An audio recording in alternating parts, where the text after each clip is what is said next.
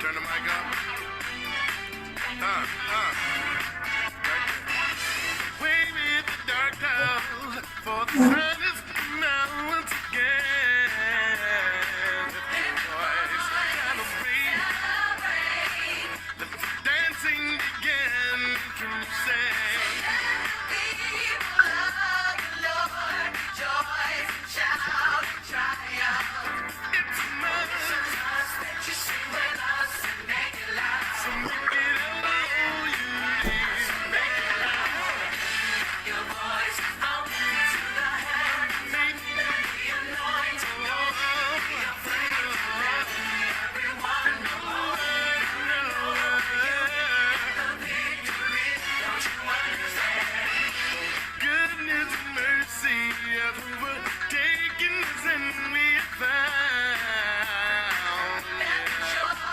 The Lord is the strength that abounds. Can you say, yeah?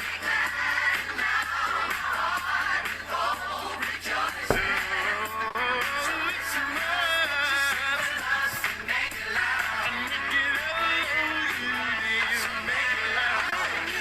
Your voice out to the heavens. Let the anointing. Don't be afraid to let everyone know. You the victory. Don't you understand? Your voice out to the heavens. Under the anointing. Don't be afraid to let everyone know. The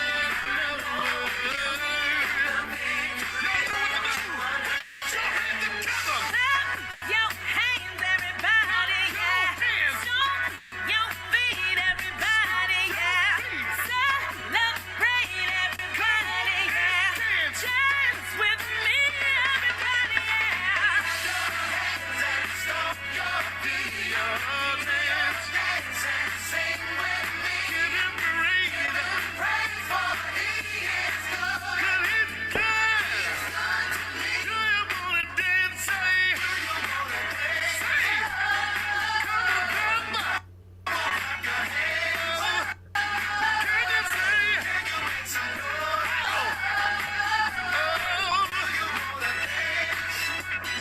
Clap your hands. Do your dance. Dance and sing with me. Oh, yeah. He's good. Do you wanna dance? Brother, say. Sister.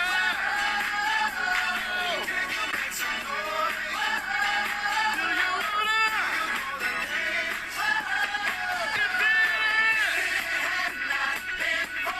There's no way that I could live. Give him praise. 'Cause he's good.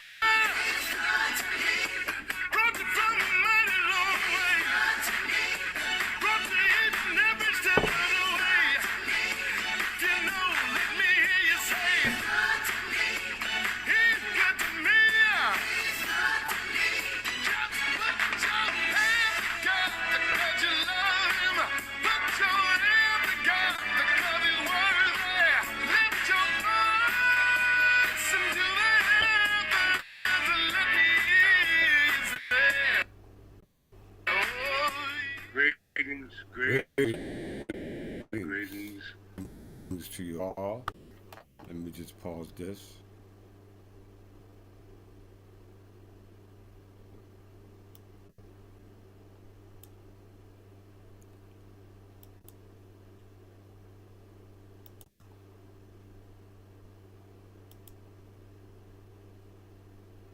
Greetings, greetings, greetings, greetings.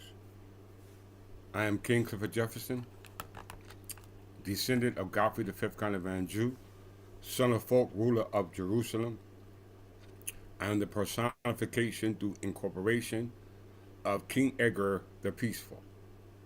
It is February the 2nd, 2026, which would be equivalent to the birth year 2976. I greet you in the spirit of King Edgar the Peaceful. I greet you in the name of all the staff, all those officers, all those who have a part to play, and the decentralization of our central law back when we called it a monarchy or a hierarchy.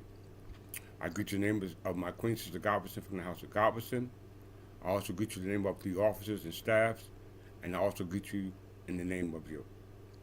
This is part 5, what remains of the system when it collapses.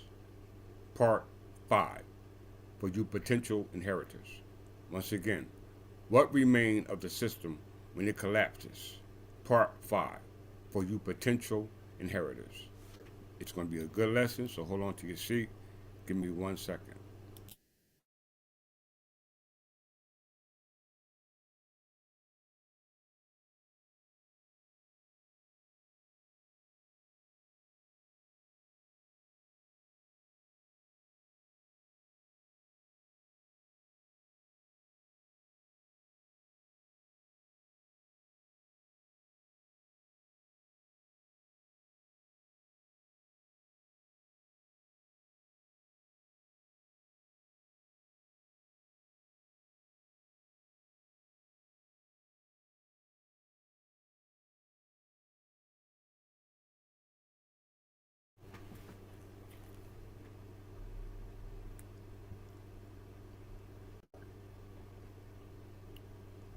Once again, this is part 5.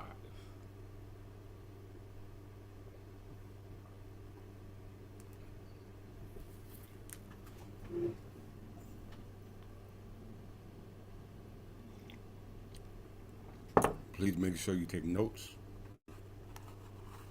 As always, review the material that's presented here. We're on part 5 that extends from part 1. This is the secular aspect of what was once ecclesiastical. Okay? It's very important to understand that it's a different time, okay? But the same laws still apply, but just in a different way, okay? This is why these lessons are formulated the way they are. For all those who are studious to these lessons, you will come to understand why we act in the capacity that we do as officers, okay? Which hopefully one day you will be an officer of the English Third Temple Church of England, or the Third Temple English Church of England. However you choose to phrase it, nonetheless, it's a reformation of the English Church, the Third Temple English Church of England, identified in modern day as a corporation soul. All right, we move from personality to capacity or office. Once again, from personality, all right, from ideology based upon theology, all right, has now been conveyed or transformed into a modern form of existence, which is now what we call administrative law. Okay, very important. So when you watch these lessons, it's to inform you of your legal capacity. Okay, not your personal identity, not your status, not your rank of nobility. Has nothing to do with that here. Internally, it might, but to the outside world, it doesn't. And right now, we're subject to the outside world laws. Okay, we exist within the world, a world outside of ours, because we know that the world or the law of the world has been secularized. Okay, from God's law to man's law. So right now, man rules the world.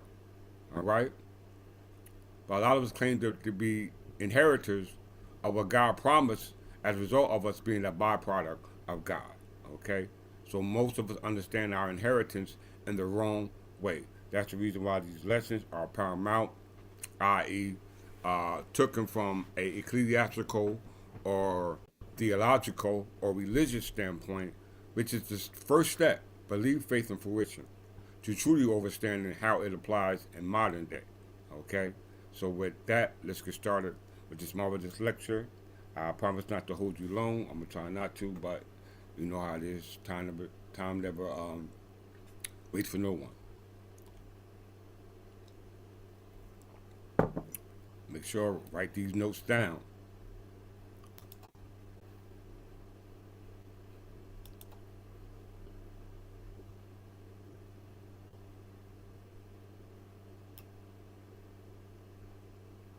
We're just gonna give a recap of what we discussed from part 1 to part 5. Okay, just a recap. I'm gonna spend about 15 minutes on it. It is 11:33. I have to be finished about 11:45. Okay, somewhere around that time. All right.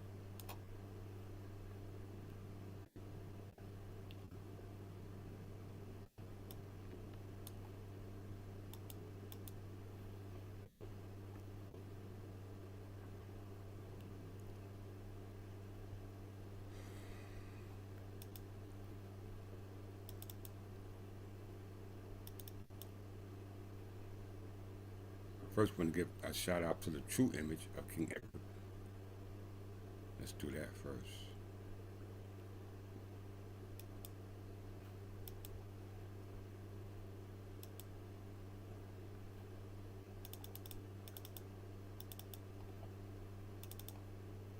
This is the image that I want to share. Because this image looks similar to me.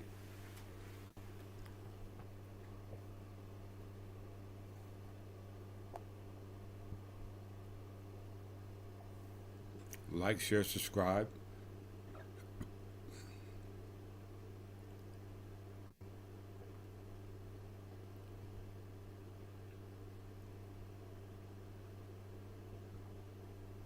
This is King Edgar Jefferson, or King Edgar the Peaceful.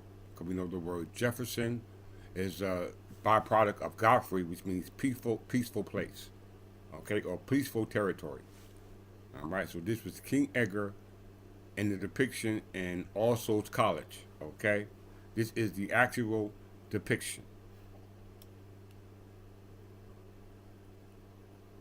And as you can see in my background, that the features of both characters match each other, okay? Very important.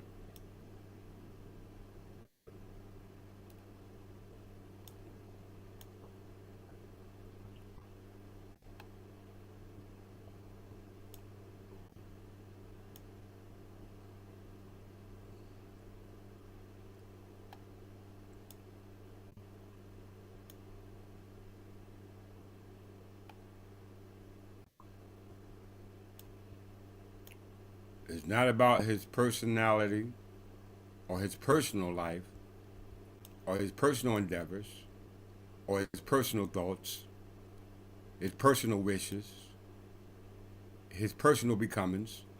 It wasn't about that. It was about his capacity.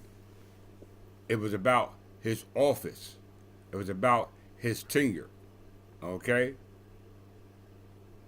Very important, you need to ask yourself, what is your capacity here in a secular world governed by secular laws? Are you meant to be a secular entity or a divine entity or a spiritual entity existing in a secular world?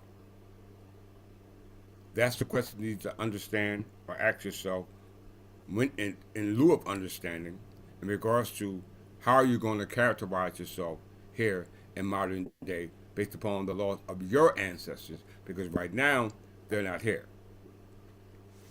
Okay? So very important. We take our framework, our structure, our body, okay?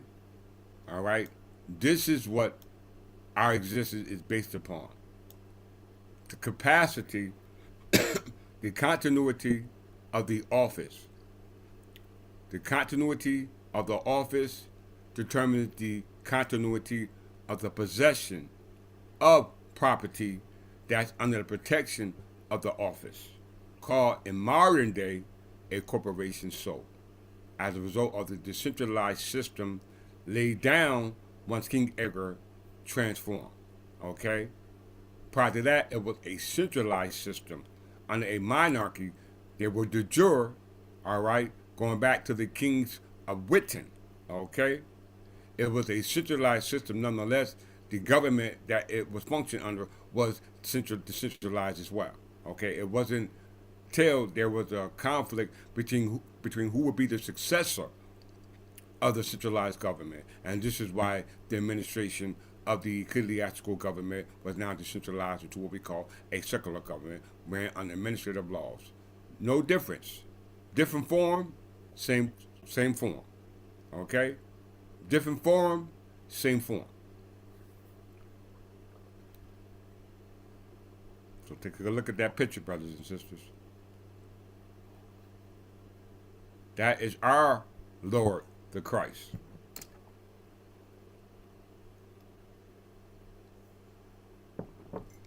This is what determines the continuity of our possession that we were supposed to be inheriting here on earth, okay? As a part of God's church, okay? Very important to understand that. This is our legal framework, okay? The foundation that we stand upon in regards to an inheritance that was promised by somebody not acting in his personal capacity, but in his tenure or his official capacity. It's very important to understand these lessons from that standpoint.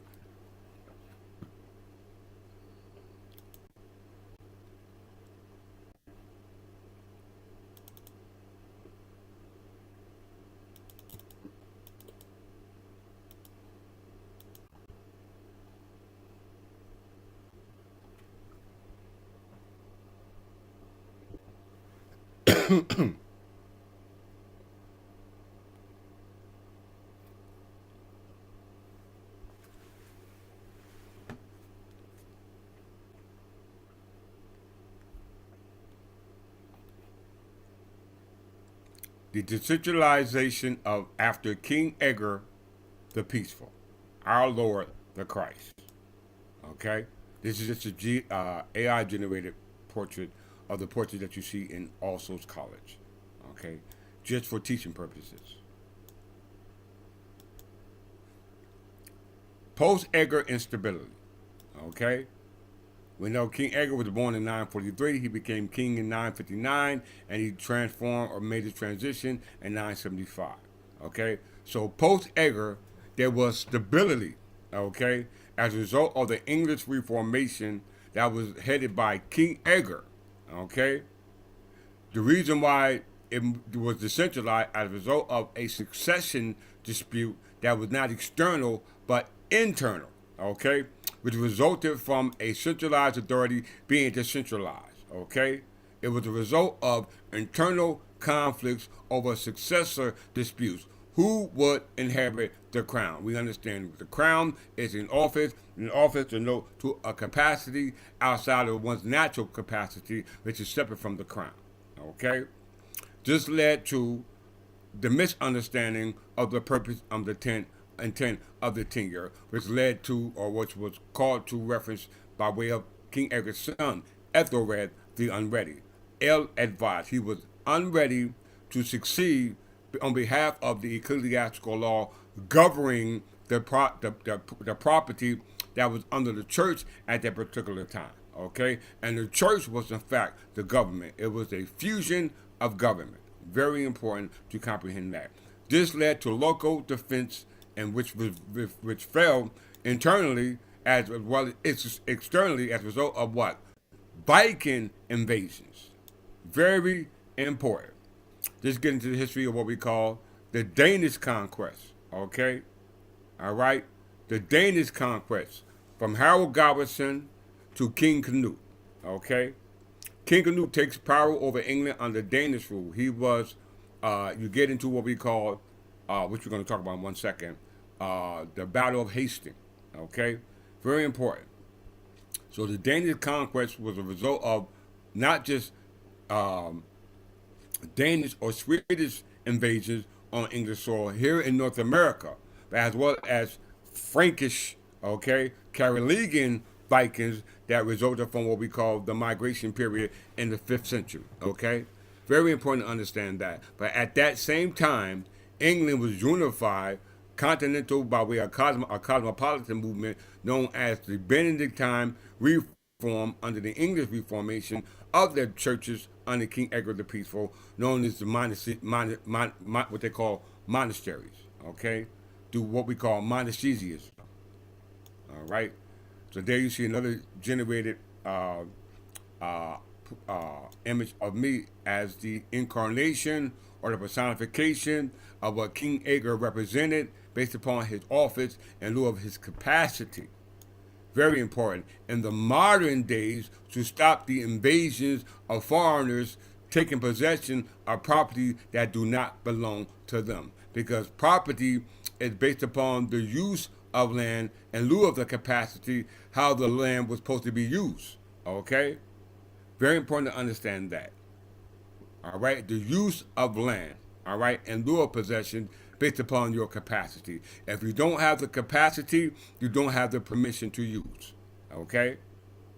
If you don't have the capacity, you don't have the ability to use. When we say use, we're talking about easement, the use of something that does not belong to you. That's led to conquest, discovery, etc. All right? I'll go to 12 o'clock with this. This lost the decentralization of how we did it in our ancestors' time, which now became what we call decentralized. Okay, a decentralized system. This ended what we call what? The golden age. Okay, as a result of the breakdown from the golden age to the dark ages to the middle ages, this was a decentralization from how the government was ran by those particular monarchs or kings, which were called the kings of Wessex. This is when the administration or the system or the framework, okay, became localized. All right, they became localized. They were broken down to what we call now today counties. Back then they were called shires or hundreds, which are nothing more than sub-political divisions. All right, divisional provisions ran under the regulatory authority under the monarch back when our ancestors had it, but now it's under what we call a decentralized government called the state. All right, very important for you to understand that. As a result of the decentralization of the centralized government under the monarch, it became fragmented but still controlled, okay, by way of what we call regulatory laws, all right? It says the boroughs weakened. Viking invasions, known as Dangle payments, in the decline of unity. This is when taxes came into play. They were called feudal taxes. Very important. They were called feudal taxes or feudal dues, all right? Why do I say this? Let's go to it said the decline in the centralized government to a decentralized government came in what? 1016. Came in 1016 AD.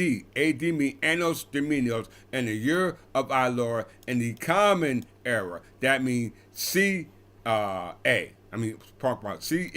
common era, meaning the Christian era. All right? Meaning the Christian era.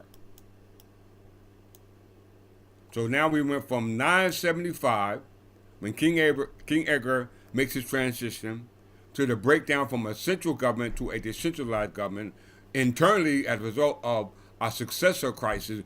Who would inherit the throne, i.e. the station, i.e. the office, i.e. the capacity, which we call it in modern day. Okay? Very important. That was the external conflict, let alone the external conflict. So we had internal conflict with the external conflict as a result of invasion, okay? Migration, immigration, whatever you want to call it, it's the same. If anyone agrees with me, give me a thumbs up in the comment box.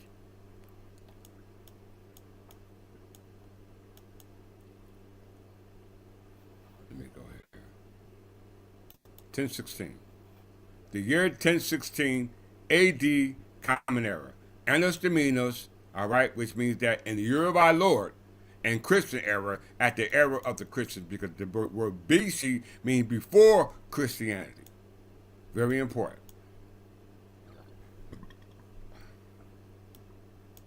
So now we have a calendar to support our story.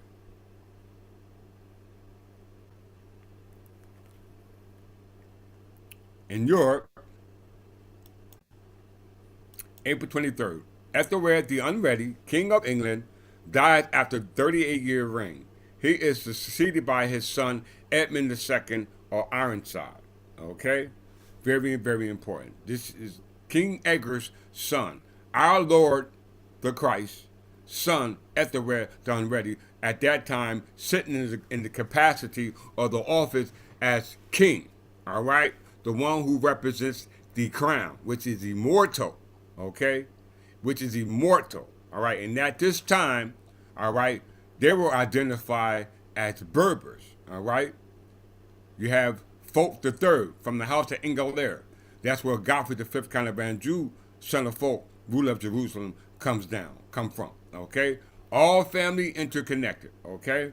And we know that the Plantagenet kings were in fact the kings of England. All right? They were in fact the kings of England, a line of successorship based upon what? Primal genitor. All right? Primal genitor. Let's move forward. Look at the calendar, 1016, various calendars. As you can see, you see the Berber calendar under the Berber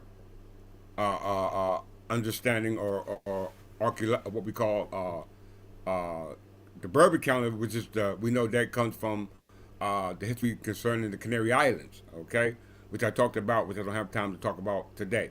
All right, the Berber calendar goes back into what we call the ancient, what they were called, people from Canary Islands, the Gaunchies, okay, all right, and those territories were subject to the territory of what we call Spain, okay, which is on the continent of Europe, not Africa, all right. So it takes some understanding to grasp that the Berber has some identity in regards to this calendar, in regards to the indigenous people living, whether you're talking about Africa, all right, or whether you're talking about the Canary Islands, or whether you're talking about Spain, all right. We, the Berber people, have always existed in those land masses because we were the indigenous there. As you can see here, E come after B, there is no English Regnal year, okay? It is not applicable.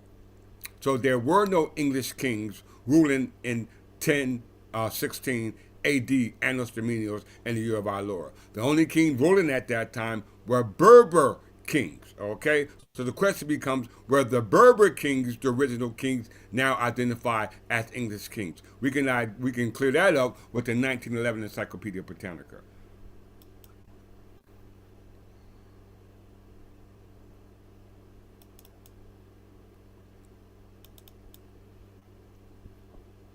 Keep it in tune with the lesson.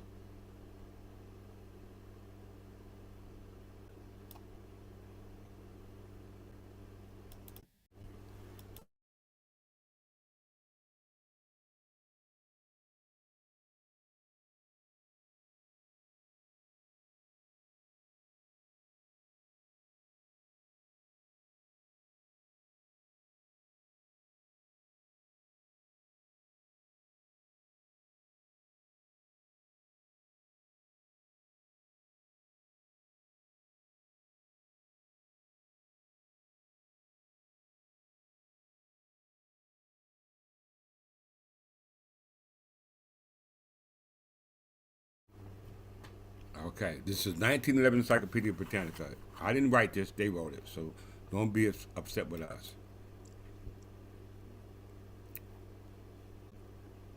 It says the invaders who have most affected the Berber race are Arabs. That goes back into the reconquistador of the Iberian Peninsula. Okay, and before that, we had the invasion of the Iberian Peninsula by the Arabs, which was uh, succeeded preceded by uh, the invasion of the Maghreb. Okay, which preceded by the invasion of what we call Levant, or what we call Jerusalem, or what we call the kingdom of, or the kingdom of or what we call the ancient Canaanite, the kingdom of the ancient Canaanites. Okay, so we know understand that the ancient Canaanites were actually the Berbers because we know the Berbers were the sons of Canaan.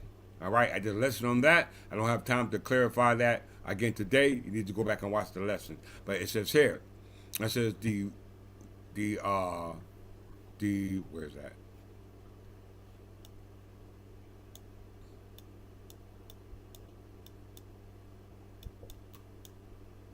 The invaders who have most, you hear that? Invaders who have most affected the Berber race are the Arabs, but the two races with a common religion, often a common government. So we're talking about a government, all right? A government with the same tribal grouping have failed to amalgamate to any great extent. This fact has been emphasized by Dr. R.T. Latham, who writes, all that is not Arabic in the Kingdom of Morocco, all that is not Arabic in the French province of Algeria, all that is Arabic in Tunis, Tripoli, and Fez is Berber. The explanation lies in the profound distinction of character, all right? The Arab is a herdsman and a nomad. The Berber is an agriculturist and a townsman. The Arab has built his social structure on the Quran, which inculcates absolutism, aristocracy, theocracy. The Berber, despite his nominal Mohammedanism, and is a democratic with his Jimna or written monarch, and his Qanun or unwritten code, the Magna Carta, are the individual liberties as opposed to the community's good. So they mentioned the written monarch, which was called written. When it was William the Conqueror took over, it was called Corre Regis, all right, which is where Parliament descended down from, all right. But when the Wittenman had it, or the ancient Wittens, which were actually the Berbers, as we see in the 1911 Encyclopedia Britannica, we can see that they were considered the wise men or the wise council. Okay, we must consider that from our ancient days to it being applicable in modern day, and it had to be done through that capacity. All right, by way of the office that we hold based upon our ancestors. Not our personal thoughts, our personal feelings, our personal opinions, our personal beliefs, etc. All right? It's not about beliefs and not about personality. It's about office, capacity. We all need to understand that. Okay?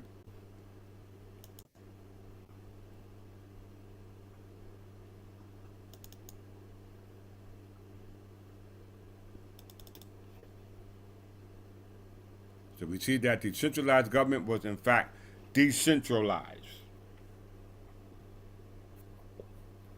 Decentralized.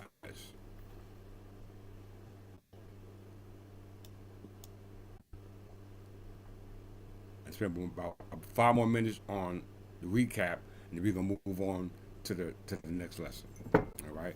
So here's a complete 5 minute recap outside the 15 that I was allowed. All right. It clearly points to the fact that one, King Edgar's decentralized system, all right, was mainly about property ownership, all right, the maintaining the continuity of property ownership. This was all about the maintaining property ownership, the continuity of ownership. Okay, we know King Edgar lived in the 10th century. We're now in the 21st century. So how do we maintain the consistency of property ownership, which is we know in modern days governed under Title 46? All right, we know Title 46 governs property ownership. All right, in order for you to have an interest in ownership, you must have the capacity. All right, that comes by office. All right, and the only way that can be recognized is by having a record. Okay, a record. This is a standardized land registration system in regards to property ownership. We know that when it's on the record, it gives what? Constructive notice of the continuity of the possession, which is maintained by the continuity of office. This is the reason why it was decentralized versus it being centralized based upon the argument of who would succeed to the tenure or the office of the crown. Okay? Very important.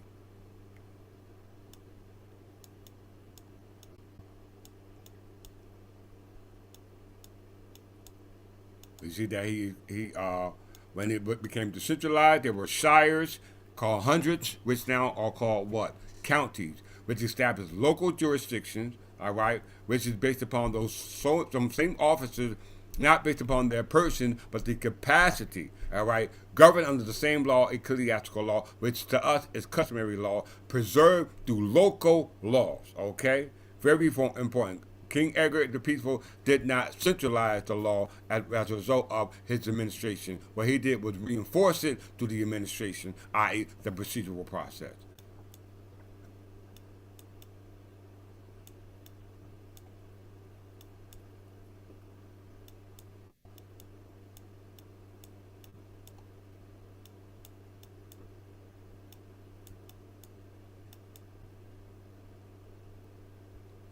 Edgar's core legal principles decentralized the authority, which was land records where they were located. Okay, wherever the land was located, it had to be recorded in the local jurisdiction where the land registry was situated, which was the shires or the hundred. Now we call the county records. Okay, possession mattered, so authority flowed from the capacity in office, not personality. Okay, not personality or not from any executive authority, i.e., the state, or back in that day would be the crown. Okay, these are recorded at the county level, not the state. Courts rely on local public records. Title follows the instrument, i.e., when it's filed for the record, not the executive approval of the state, because the state is only exercised based upon their capacity, which is the statute in which they incorporated. So, in modern day parallel to our ecclesiastical understanding of our ability to hold office in the capacity based upon the continuity and possession of property, which is maintained by a record, all right, based upon our capacity in lieu of the constructive notice, which is in lieu of capacity to the world. In New Jersey, the modern parallel to that is 46:7-5 and New Jersey Statute 47:1-1. These are modern day statutes parallel to our ancestral laws. Okay? Very important.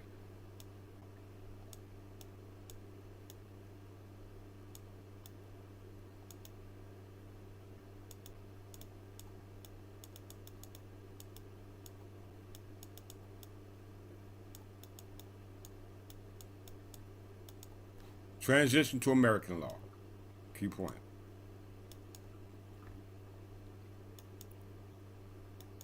A couple more minutes on this one.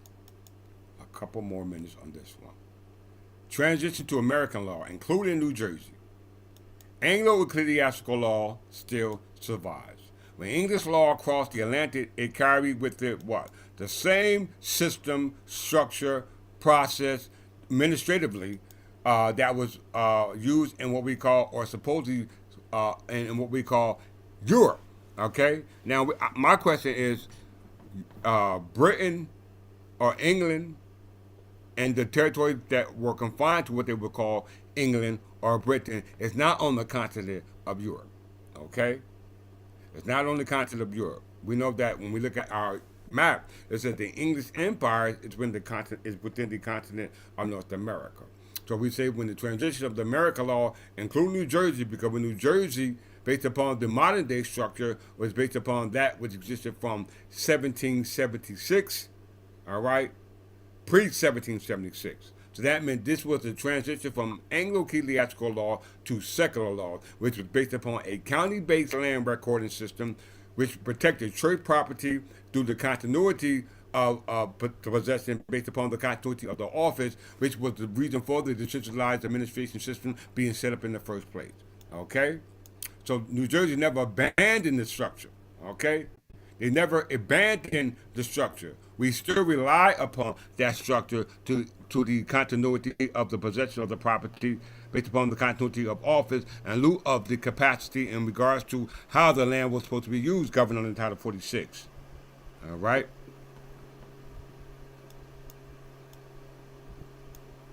Let's move forward.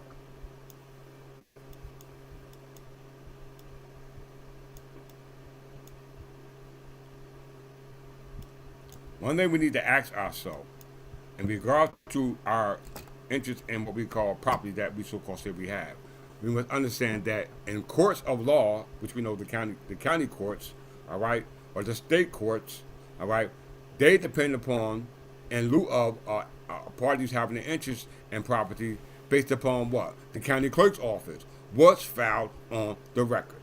So they rely on one, the deed, okay? Two, is that deed recorded? And four, whoever filed that deed, in lieu of it being recorded, do they have the capacity? All right? If the answer to three is no, then you don't have the right to point one and two. Once again, if 3 is no, then 1 and 2 are invalid. Okay, you can't file a deed or you can't possess a deed and pursue to file it on a record. Why? Because you don't have the capacity to do so. That is in contrary to the purpose of Title 46. Okay? Title 46 deals with the consistent land use based upon the capacity of how the land was supposed to be used in regards to the statute. Not based upon the statute or how you incorporate it, because the statute which you incorporated is not 46. Title 46 has nothing to do with the capacity. It has to do with the consistency of how the land is used. Okay? Hold that thought.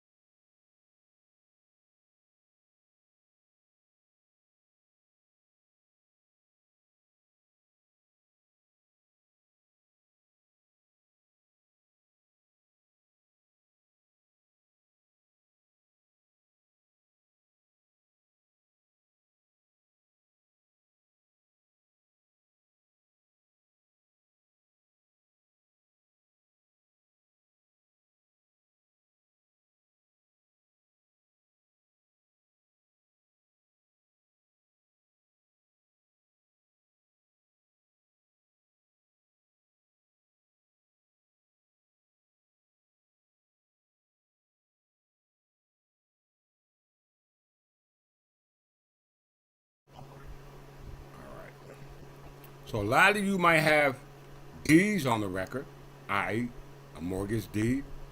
All right?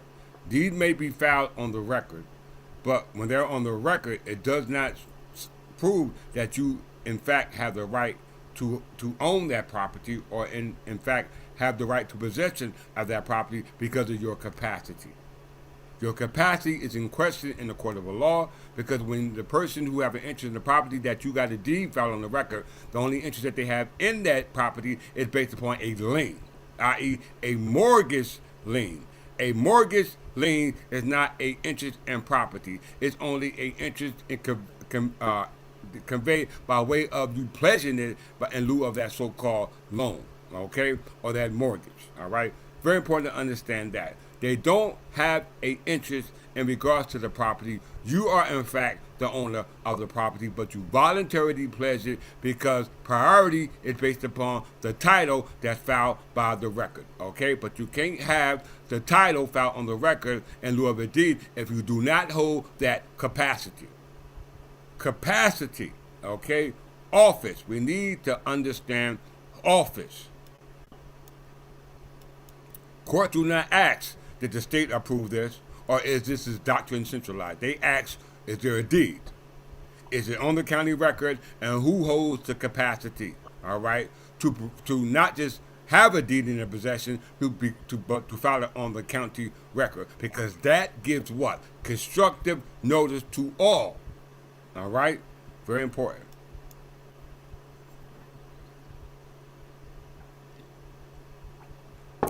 Titles follow the record. Capacity follows the instrument. Once again, so if you don't have the capacity, i.e. the instrument, you don't have the title, which is filed for the record. We all must understand that chain of sequence. All right. If you don't have the capacity, then you don't have title. Okay, because both of those depend upon the record, and the record denotes the constructive notice based upon your capacity, and the only way you have the capacity is based upon how you incorporate it in modern day law. Okay?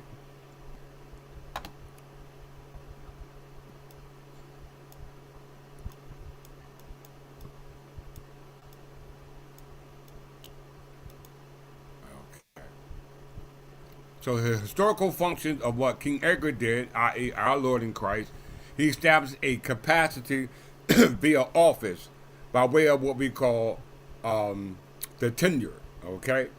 All right, the church held land, all right? Complete ownership of property. That only based upon the purpose and intent of why we incorporate, okay? That established the mission. The mission is continuity, okay? Continuity only, all right? The office survived the office holder. What that means, continuity. If the office is maintained, the land is maintained. And once that office is maintained, the land is maintained. That meant that it's hands off, which means that we are immune from what? Personal creditors. Why? Because we both have what?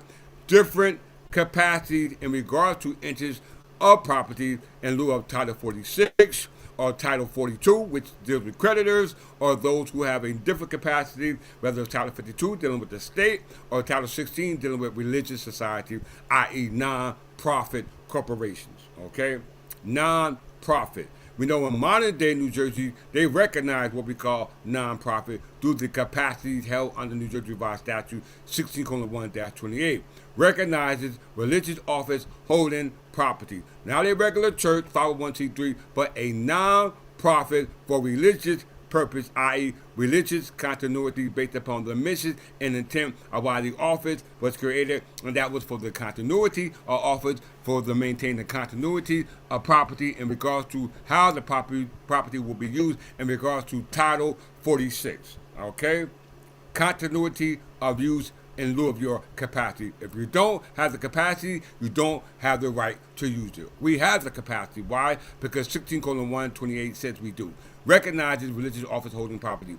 Right state under charge of Great Britain, saved from repeal. An act to incorporate trustees of religious society for property held in corporation in place thereof. As a result of that incorporated, we have the capacity in lieu of our office to what? Under New Jersey Revised Statute 16:1-43.9, grant what we call encumber, manage, convey, etc. property for the mission. Okay? For the mission, not for personal gain, not to give to our personal friends, but for the mission, for the continuity of mission. What is the mission? To maintain the offices and to maintain the possession of the property. Okay? Very important. I hope this makes sense to you all.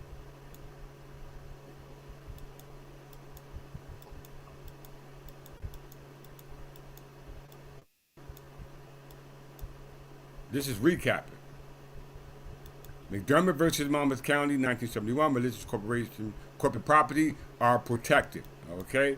Anyway, Estate of Smith, Appellate Court, Corporation Souls, property immune from personal creditors. Okay. This is a direct continuity, not a legal fiction. We know legal fiction is something that's false, accepted in law as a fact, even though it's false, to carry out a specific purpose. What purpose was that? The continuity of the office in lieu of the continuity of possessions that were incorporated under 16:1-28 and in lieu of 16:1-43.9.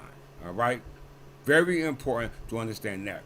The corporations don't have that capacity because they incorporated under a different statute, such as LLCs and the states of every state within the United States, of every corporation within the United States known as LLC. We must comprehend this capacity that we hold.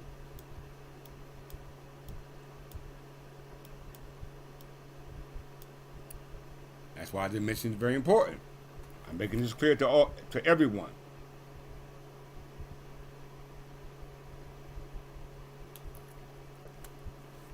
This mission that was laid down by our predecessors, namely King Edgar, which was legitimate, all right, was based upon the mission, all right, maintaining visible church activity, all right, maintaining visible church activity, all right, public instructions like we're doing now. I'm informing the public based upon constructive notice in lieu of our capacity that's filed for what? The public record. Capacity comes from instrument, not from title, okay? So whatever you want to claim or title you have is irrelevant in modern day legal system, which is the structure in regards to how your so-called title is recognized in the court of law. And the only way you're going to have a title recorded and recognized in law is only if you have the capacity, okay? And that is regulated by what? Statutory authority. Not no belief, not theology, okay? Not folklore, not any of those things. Why? Because they were decentralized. We must understand that. Today's courts do not go by labels. They test reality based upon that capacity. All right? That capacity to exist If you can prove that, that's based upon continuity of office, which denotes to the continuity of possession of property through a corporate capacity, through corporate laws that were created through statutory decentralized systems. Okay? This defeats the alter ego claim, sham entity allegation, and fraudulent conveyance and tax. Okay? We must understand that. All right?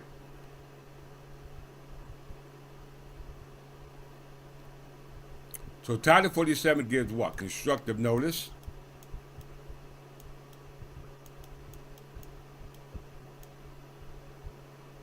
And all persons once on notice are bound. Okay? Ignorance is no defense. So you're being warned now. You're being told now. Before you being made to know later. Okay? Okay? You're being told now what the law says. Okay? Not what I say it is. I'm only within the confines of the law. Okay? Because I understand the continuity of the law. It's not about the inheritance. Because without the law, there will be no inheritance. One of the ingredients of inheritance is the law. Okay? Because an inheritance not governed by law is no inheritance at law. Because it can be taken at any time. Okay? That has been the problem from day one. From day one. Same rule, new century. Okay? Same rule, new century. Let's move forward.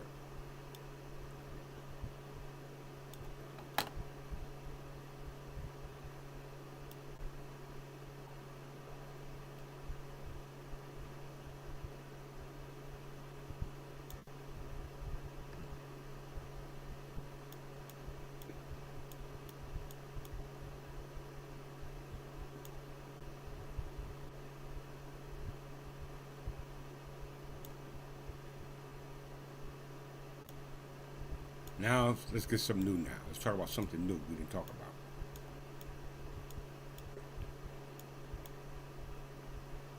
All part of the lesson, though. All right? From what we discussed and the 5 prior lessons, as well as what we discussed today, briefly, you should be able to understand what I'm going into now. Okay? Very important. And we're going to go back to a flow chart.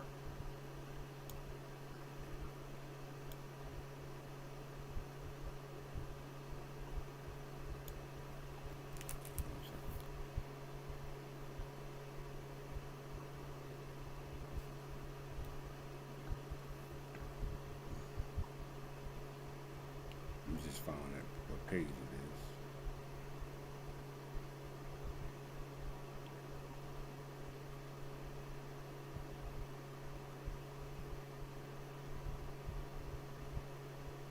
Let's go here first.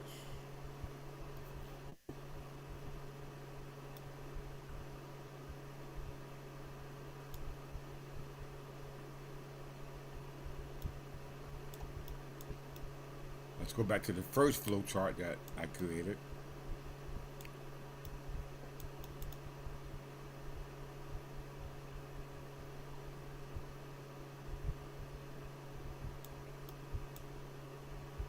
Right here.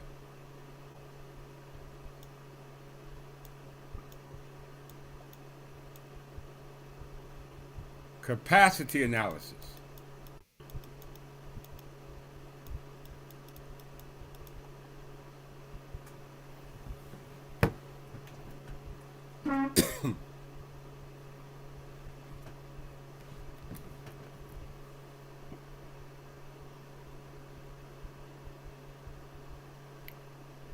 Capacity analysis for property title in New Jersey. Very important for us to understand that. In lieu of, we can talk all day and still won't have a clue about this capacity that I'm talking about. Bathroom break. 1 second.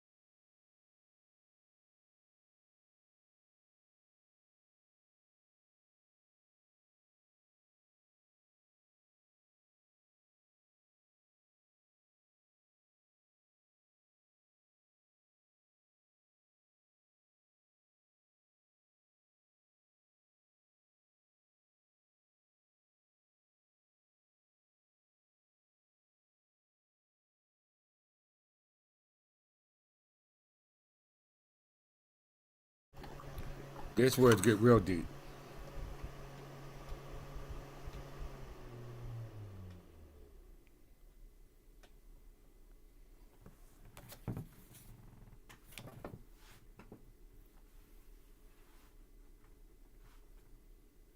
This is where it get real deep.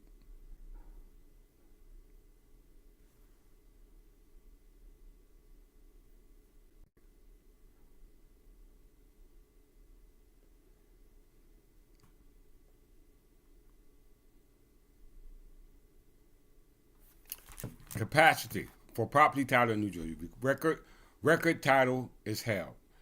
Record title held. All right. This becomes the question as regard to how the system was set up. Okay, because the only person that has the right to file a recorded deed is those who have the capacity to do so. Okay. When I speak about entities, I'm talking about natural people as well. So this includes you as well. What is your capacity as natural people or as an entity? All right. So we see the entity type are corporation souls and LLC. These are the first one brought into question. We know if it wasn't for the state, which is governed under Title 52, LLC would not exist under Title 42. Okay. Title 52 for the state of New Jersey and Title 42 for the corporations who incorporate in the state of New Jersey based upon state statutes. Okay. And then we have corporation souls who also incorporated under the state statutes, all right, for corporation souls. So we have corporation souls and LLCs, both incorporated under two statutes, one under Title 16, another one under Title 42. And both have an interest in property under Title 46, okay? Under Title 46. Y'all really need to take a good look at this diagram, okay, or this flow chart. You notice that the flow chart dealing with the LLCs in regards to Title 46, because Title 46 deals with what? The consistency of land use in regards to what? The capacity. Once again, it's not dealing with how you were incorporated within the state, all right? Has nothing to do with that, of what statute that you use to incorporate. That goes for the state under Title 52, that goes for the LLC under Title 42, and that goes for the corporation soul under Title 16, and that goes for the 501c3 entities incorporated under what statute and which they incorporated, okay? All in reference to Title 46, and we speak about New Jersey, interest and consistency in land use, okay? Interest in lieu of land use based upon the consistency of what the statute requires. And what the statute requires is what? Capacity. It's not a statute of capacity, but it requires capacity to have an interest in property in regards to Title 46. And the only capacity that you can get that capacity from is for corporation souls, Title 16, for LLCs, Title 42, and for the state is Title 52. Okay? In which we can see there is no ultravirus in regards to our capacity, in regards to the interest in property. Why? Because we're using it for the intent and purpose of the mission. Continuity of office is continuity of possession versus LLC, based upon their capacity of how they're incorporated. It was based upon what? Contract, economics, and profit. Okay?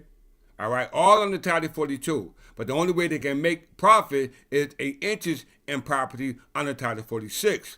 But the language of Title 46, in lieu of the continuity or the consistency of use in regards to Title 46, had nothing to do with the recording of property under Title 46. We must understand that, because this is what causes ultravirus review. This is the purpose of what we call a core warrantor, according to our ancestors who initiated laws against alienation of property, which is what LLCs do based upon their allowance by the state of New Jersey or any LLC in any state by that state in which they incorporated in regard to the capacity in which they incorporated under a state statute, which had nothing to do with the state statute governing the property in that state. The only way you can acquire interest in the property, which could not be just based upon filing something on the public record in lieu of having an interest in title, because in order for you to have a title and an interest to file something on the record, you must have the capacity. If you don't have the capacity, then it automatically outside the scope of your authority and automatically falls under oath of virus under what we call discretionary review of the court. Okay, not the clerk. You filed it in the clerk as a presumption of legitimacy until attested of its illegitimacy. Okay, this is called what? Legal presumption at law. Land use consistent with the capacity, not the capacity in which you incorporated, which was under either Title 16, Title 42, or Title 52, but the consistency as called for based upon Title 46, which only gives you the ability to have an interest in land if you have the capacity to do so. Okay? For an LLC, that capacity in regards to what the statutes say about how land is supposed to be used consistently with your incorporated powers under the statute which incorporated automatically falls under what we call review of the courts. All right? Because when you look at an LLC, all right, the only thing they have an interest in regards to the consistency of how they use land under Title 46 is only based upon them filing something on the public record. Okay? Because you filed it on the public record does not, in fact, make it legit. Okay? Because your capacity is in question because the statute governs the interest in property says who should have the capacity. Okay? It says who should have the capacity. Let's look at it.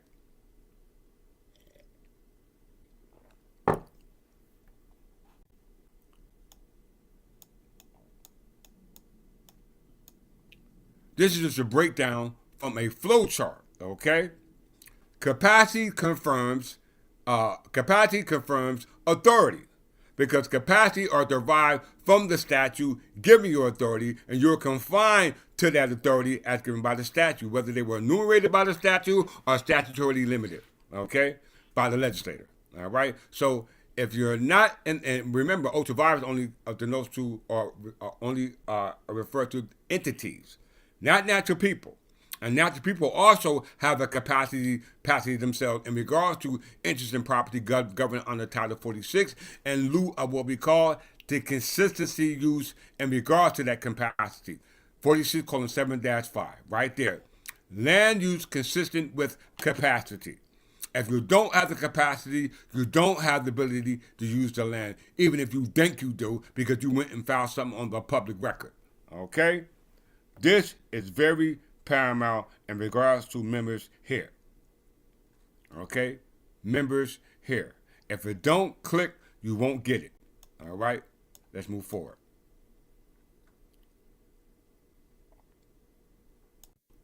Let's go to another flow chart.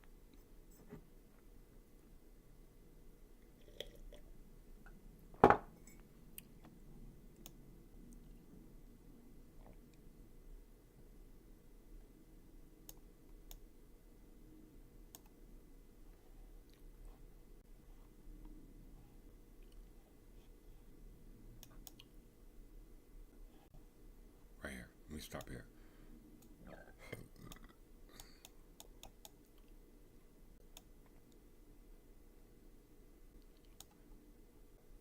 I think these steps is important. Let me read these steps real quick.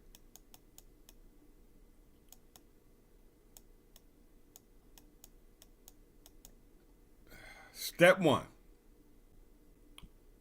Not overlooking capacity. Okay? You must have the capacity.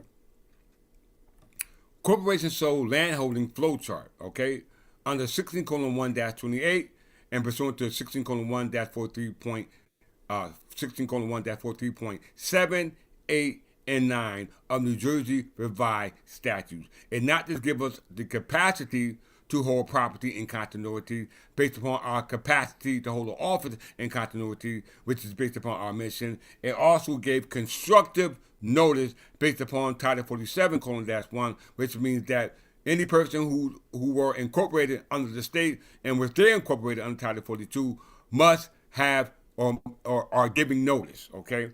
They are, in fact, giving notice. Step 2, identity of entities. This means capacity, brothers and sisters. Identity entity. Entity, IA corporation, so under Title 16, and I'm only speaking to us because we are the ones are in question, okay? We want clarity in lieu of our request for declaratory relief and declaratory and injunctive relief, all right? We want the statutes to be examined in regards to the enforceability and the unenforceability of a statute based upon the authority derived from the statute, all right, as well as the other statutes that are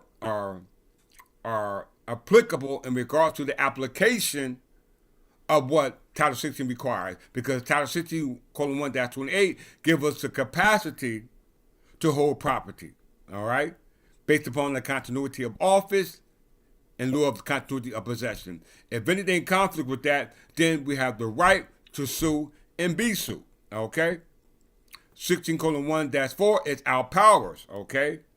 Based upon the continuity of office and lieu of the continuity of possession, based upon our mission, which was filed for the public record, and lieu of Title 47, which is what? Constructive notice to the world, okay? So step 2 identifies the entity, whether you're under Title 52, whether you're under Title 42, or Title 16, or under 513. This is your legal capacity for an entity. What about the legal capacity as a natural person? That has yet to be discussed, which we're going to go into, because your natural capacity is based upon your interaction with the entity that you exist in, whether it's a secular entity or spiritual entity or religious entity, and how in which they incorporated within the state law. Okay, you got to choose one of the two. Okay, you just can't be out there in limbo. All right. Very important. Step 3, statutory capacity. All right? Very important. For us, it's safe. Why? On our capacity, under 16:1-28, 16:1-4, and 16:1-43.8, 7, 8, and 9, okay? This gives us our immunity, okay? Hands off. Why? Because we have the authority to not just possess, but to take, hold, manage, lease, convey property in the name of what? The office, okay? Not our personal selves or our private selves, okay? That will be your natural capacity, which we have not talked about yet, okay? Now we got Title 46, which deals with what?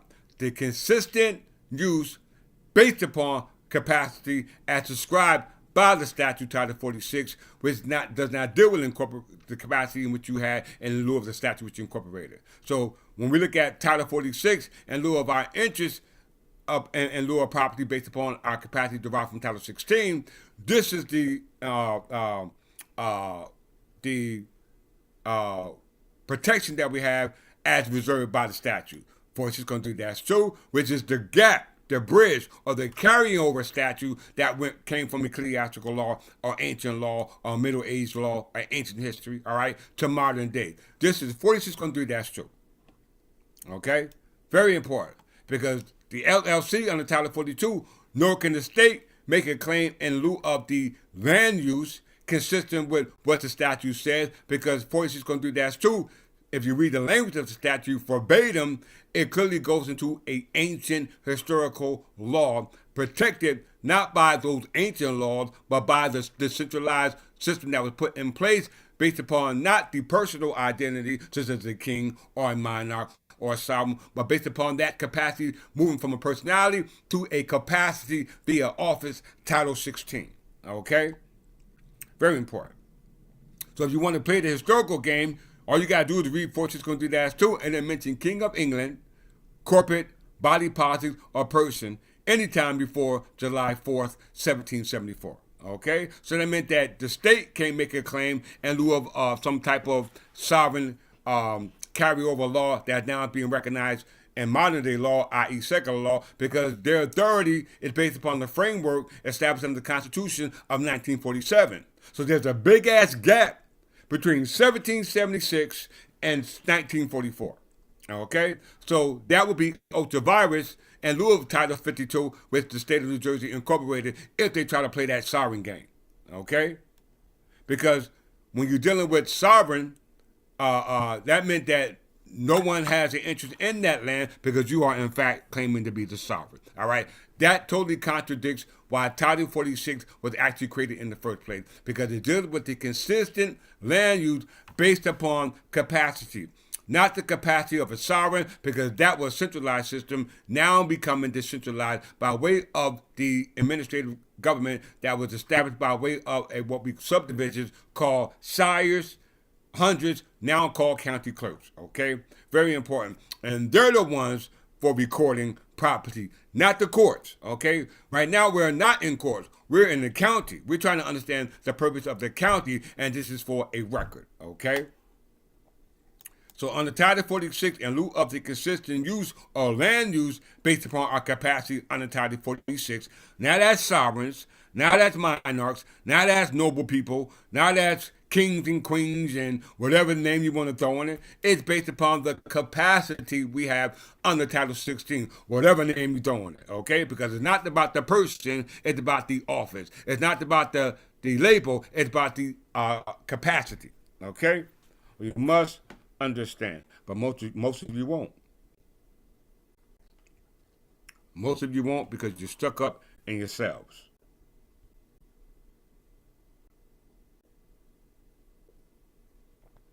So we have forces going through that's two. Monarchy denotes to persons or entities authorized to hold property. You hear that?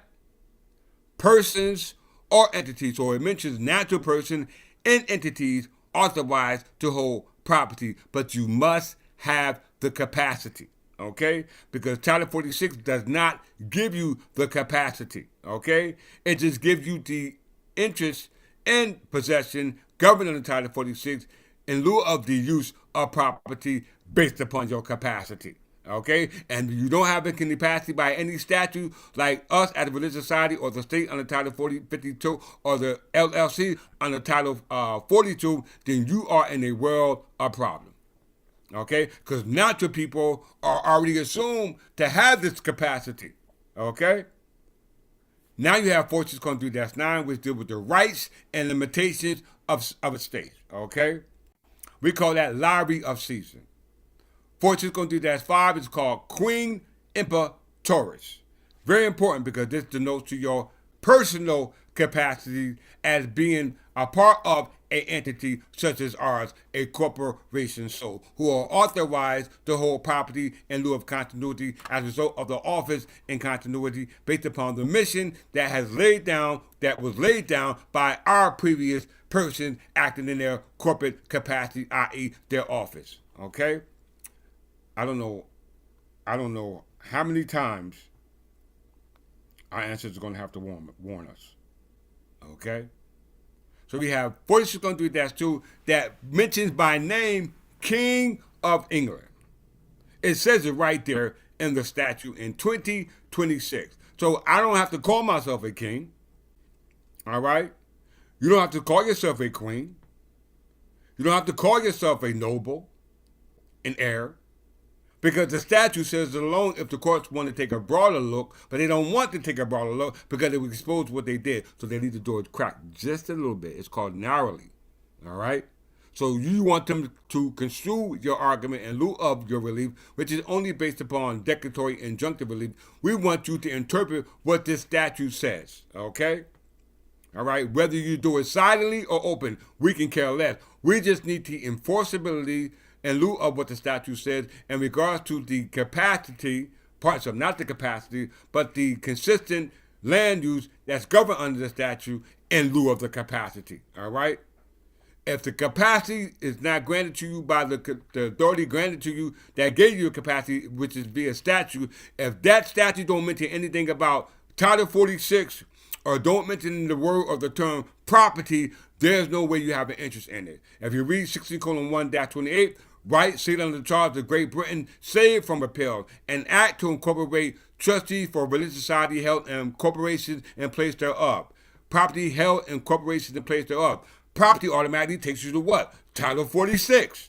Okay, so under Title 16, if it mentions property, that meant that we have a statutorily preserved interest in law in regards to how the consistent land use in regards to the property as prescribed verbiage by way of the verbiage of the statute of how it's supposed to be held based upon what? Your capacity.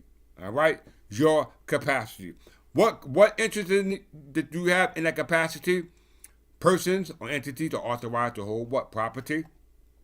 They are right to, Title 46 going to that's 5, deal with a conveyance mechanism, okay, or mechanics, all right? The mechanics of conveyance, that goes based upon 46 going to that's 9. Lottery of season, which are called rights and limitations of estates, based upon 46 going to that's 10. Restrictions on property use. When you read that statute, this is called the abolish of common recovery, all right, which means that no one has the right to bar a issue of entail, okay, which is a estate left based upon those who are heirs, okay. We know that the estates that were left entail were converted to fee simple estates by way of common recovery. Nonetheless, the conveyance made under Queen of Pretorius is the same, okay. It is, in fact, the same. Why? Because it's a conveyance mechanics. Now, we have to understand that a little bit more to understand not as an entity, but as a person, all right, and your natural capacity, i.e. capacity, how you have an interest in the property governed under Title 46 in lieu of holding, managing, leasing, conveying property as a result of what the statute authorizes is you can do, okay? It's right there in the statute, not based upon the belief, not based upon the ideology or what somebody taught you or what somebody wants you to think, but it's right there. All right? 46 going to do that. 15 deals with the they don't as conditional buzz, which is law governing entail estates, which says in modern day powers of entities, office holders over land. Okay? So 46 going to do that. 15 deals with the interest that you have in property based upon your capacity in lieu of the statute which incorporated, which gave it to you.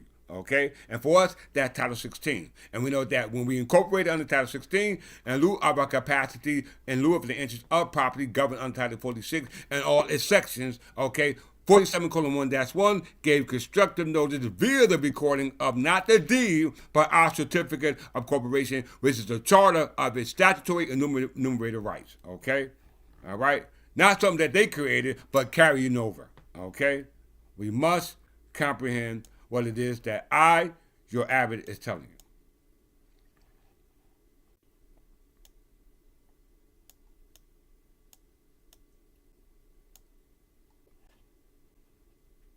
Let's move forward.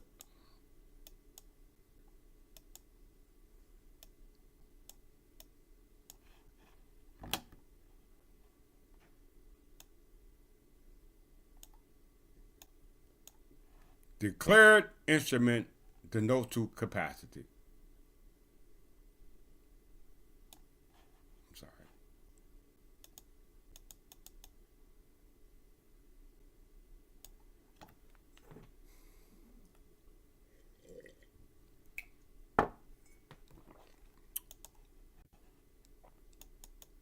Step 4. Declare capacity and instrument. Ensures the deed instrument states office capacity. So when you create a deed, the deed must show the capacity and lieu of the authority you have to actually create a deed, nonetheless convey the deed, okay? Because once it's on the county record, you can't retract that, okay? Courts look at declared capacity. All right. If you don't have the capacity, you don't have the authority to file anything on the county record in regards to your interest in property, especially if the authority that gave you capacity don't say anything about Title 46. Okay. Step 5. Actual use of land. 46:7-5. It must be what? Mission aligned. Okay. Not misaligned, but aligned. Okay? Mission line meaning leasing for stewardship, housing, or instructions. Okay? Meaning that if you use it to raise revenue in lieu of Title 16, it must be used for the mission. Okay? If it's not, it falls under ultravirus. Excuse me. Step 6.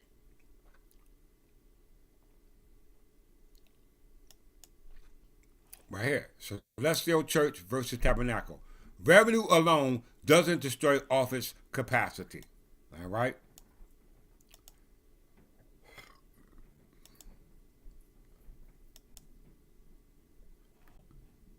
Let's move forward now.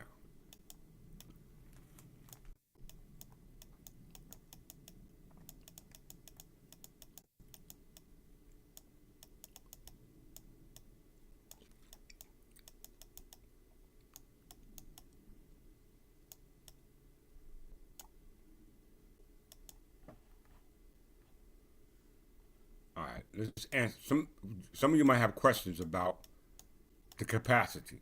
All right, very important.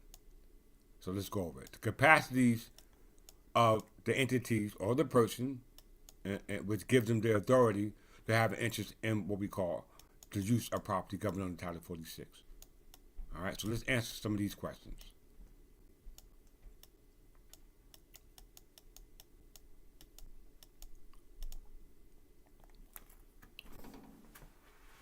If a LLC, all right, limited liability company, whether they're domestic or international or foreign, okay, if a LLC under Title 42 have an interest encumbered from New Jersey Revised Statute 52 27D 360, this deals with the Department of Consumer Affairs, which is a agency of the state that was created for regulatory purposes, not for ownership, but for regulatory purposes. Okay, all right. This was the purpose of the state being created, not as the owners, but as a system for regulatory systems, for a system for regulating actions of those who exist within the system, i.e., the agencies, and all of them are governed under Title 52.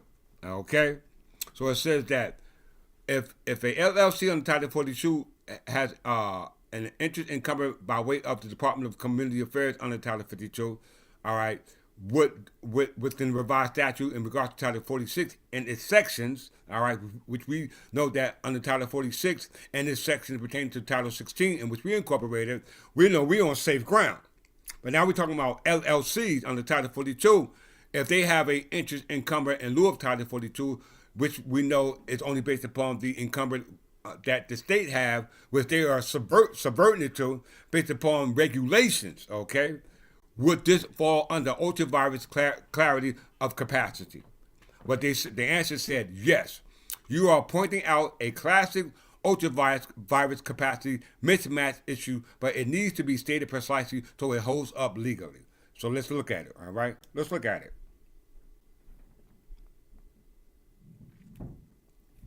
We're talking about LLCs, all right, having an interest in land use governed under Title 46.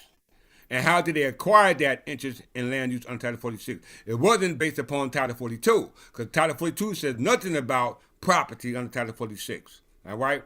Title 52 is where the state incorporated, and it don't say nothing about property under Title 56. The only thing it says in Title 52 is about regulatory, how agencies, departments, and officers are supposed to act within that confined power as established by Title 42, okay, and Title 52, all right? Very important. So the short answer is yes, you are pointing out a classic ultravirus capacity mismatch issue, but it needs to be stated precisely, so let's look at it precisely.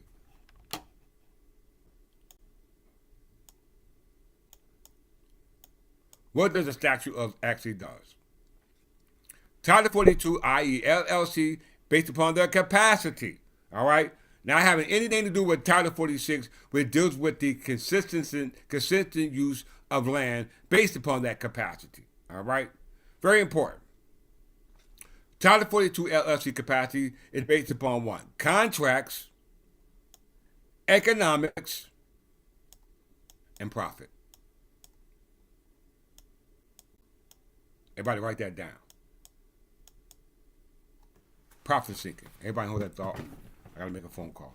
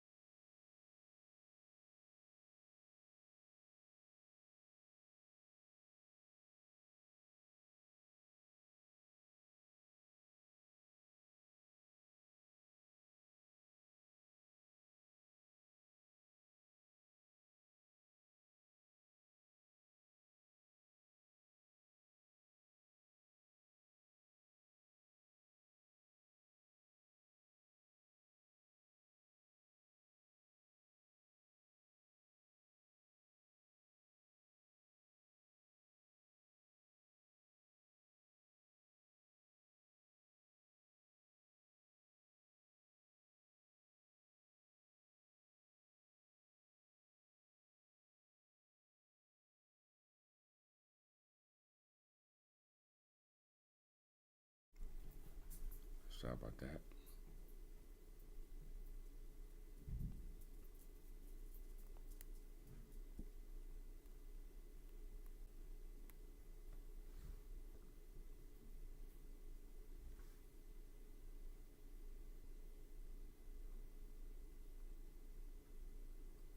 Okay. So it said an LLC may own land. Title 46 applies procedurally. Okay. Once again, procedurally, a LLC may own land. Procedurally, and we know that's only by way of what? Title recording or interest recording in lieu of a title that's filed for the public record. And these are usually by way of encumbrances, by way of what we call mortgages or liens. Okay, only for the purpose of what? Distributing profits to its members. Okay, not about continuity of possession of property. Okay, they don't want to keep it, they don't want to maintain it, they only want to make money off it, off of it. Okay, very important. But its authority must still come from what? Its operating agreement, its statutory purpose, lawfully delegated power. That's Title 42. Okay? Title 42. We understand that when they file something on the record in lieu of a title, it's not based upon the consistent use of the capacity, because when we look at the statute and the language of the statute, it would declare and show that they have the wrong capacity in lieu of the interest in regards to that property. Okay? It will show. How I know it? Let's do that.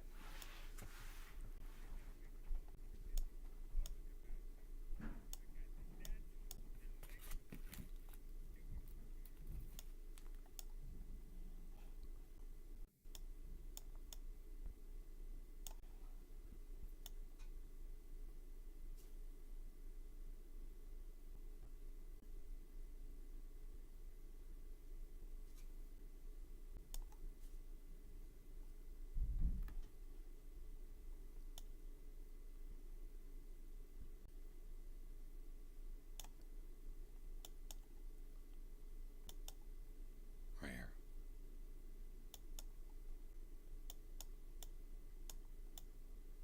This will get real funky.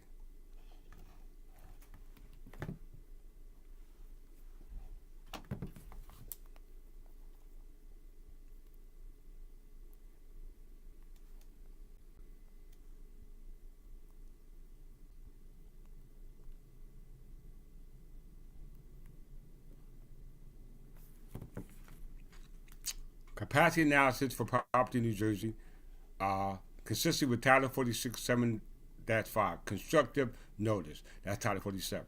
All right, back to this chart.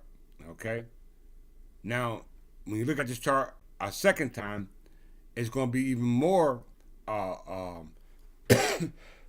enlightening based upon the enlightenment of the language in the actual AI generated flow chart. As we can see here, you see the same depictions. All right, fee simple property transfer under 46.3-5. All right, we know historically this is Queen Imperatoris. All right, very important. This is Queen Imperatoris fee simple property transfer under 46.3-5. This is not they don't conditional bus 46.3-15 because that means that the property will be intel.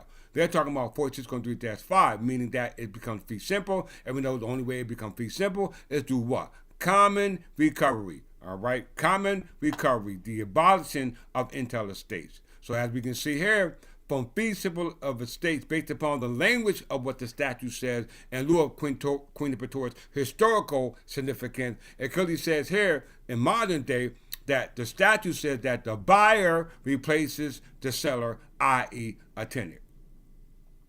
Once again, the buyer replaces the seller and the tenant. We know that the buyer or the purchaser is the one who bought the property from the seller, who in fact, as we just realized now, is in fact the tenant. Okay? And it says the buyer replaces the seller, the tenant, not the seller or the tenant replaces the buyer. You can't convey something that you don't own, nor can you give something that's not in your possession. All right. So we know if the buyer or the purchaser is the person coming into possession of the said property, i.e. fee simple under 46.3-5, what is this person's capacity if we replaces the seller? Because we know a seller has a capacity as well, and that's usually under what? Title 42. Okay, for LLC, they are the seller, but nonetheless they are the tenant. Why? Because they had a prior obligation that we forgot. Okay. That we forgot, all right? We only forgot it because we didn't realize we were in fact heirs, all right? We automatically denotes to abandonment, which automatically sheets to the state through bond of vacatia, and now automatically it falls into what we call adverse possession, all right? Very important. So we see that under New Jersey revised statute 46.3-2 and 46.3-5, if we look at the historical language in the said statute in 2026, it clearly shows the historical significance of the central government being decentralized based upon the decentralized or standardized law called secular laws, which you're reading right now. 46.3-2 and 46.3-5, which if you look at the statute, it mentions King of England, and you look at 46.3-5, it mentions Queen Imperatoris. And when you look at Queen Imperatoris, the language of that statute as applied to modern day says the buyer, i.e. you, the one who is in possession of the property, replaces the seller. This before the mortgage was created or the lien was created, before it was filed on the public record under the presumed capacity that they claimed to have under Title 46 when they didn't have an interest in it because there was already one preserved based upon the consistent use of said property governed under Title 46 that you have in lieu of your incorporate powers, in lieu of the capacity that you have as an officer of the corporation. So, does that make sense to anybody? Probably not. Nonetheless, I must continue to move on.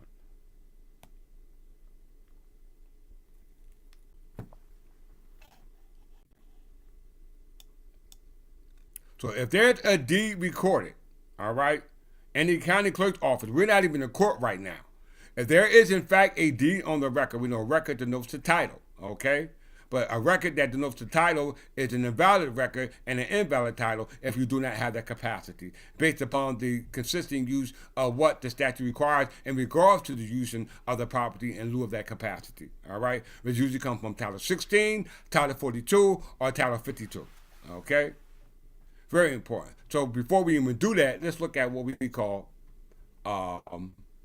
Queen Imperatoris. All right? Queen Imperatoris.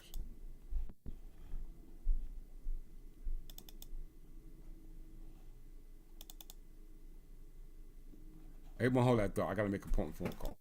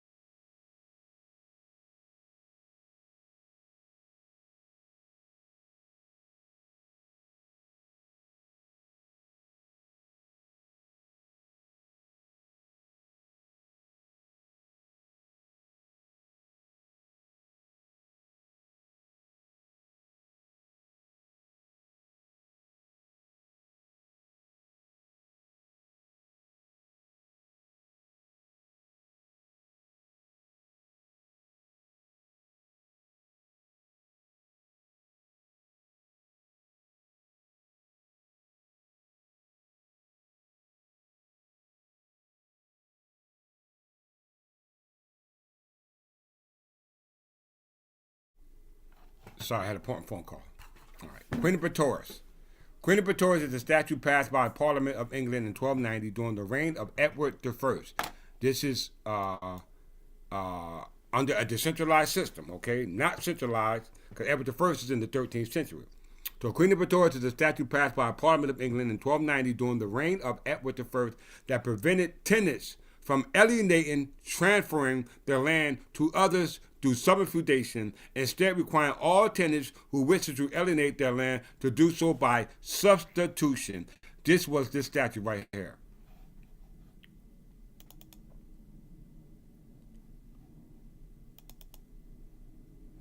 Pay attention, y'all. You're never going to hear it nowhere else. All right? This is the law of our ancient forefathers being secularized, all right, that are applicable right now in lieu of us acting in that capacity, in our natural capacity I'm speaking of as well, okay? Not as an entity, but as a natural capacity, because it says that under Queen of Pretorius that the buyer, all right, the purchaser replaces the seller or the tenant. So who is in fact a tenant and a tenant to who? Okay? That's the question we all need to ask ourselves. Can any of you ask that question? Who is in fact the tenant in regards to what we're reading here on Title 46? Because we know Title 46 on some 5 deal with the consistent use or land use based upon your capacity. And Title 46 does not give you the capacity, okay? And we read here, alienation of freeholders. We know the freeholders on the state are now called your county commissioners, who were incorporated under what? Title 52, but they don't have an interest in Title 46 because remember, they only regulate those who claim to have an interest in property under Title 46, and that's only through what? A record, all right? A title based upon a record, which can be considered invalid under oath of office if you don't have the capacity. So who have it as the capacity as natural people, who have the capacity as entity? We already proved we have it as entity. What about natural people? Okay, let's read it. Alienation of freehold, statute Queen of Pretorius, terra num. Alienation of freehold, statute Queen of Pretorius, terra num. From and after March 18th, 1795, any freeholder may give or sell or alien the real estate whereof he is or at any time shall be seized in fee simple, or any part thereof at his pleasure. And such donee, purchaser, or alien shall hold the same free of any tenure or service to the donor, seller, or alienor. Did you hear that? Did you hear that? All right? So it says, from after March 18th, 1795, this is the time of the colonies, all right, known as counties, all right, that were under the jurisdiction of the proprietors, called colonies. So these were the original persons who had an interest in property based upon their capacity, which was legal because it wasn't based upon laws passed by the legislator. It was laws by way of a charter granted by a monarch, all right, in the 18th century, okay? So we see that alienation of freehold, going all back to Queen of Pretorius, historically, it still remains sound under statutory law, okay? Which clearly points that there is a substitution, which based upon how we read it, that the buyer must replace the seller. The seller is, in fact, the tenant, and the purchaser and buyer is the one who now replaces it, meaning that they hold a different interest in the possession, not the capacity. The capacity has always remained different. Natural people or freeholders were not entities, okay? They were the ones who had the right to own property, but that's based upon how it was conveyed to them, okay? Which, according to the history, they don't go back that far, all right? Let's see. Back to Queen of Pretorius.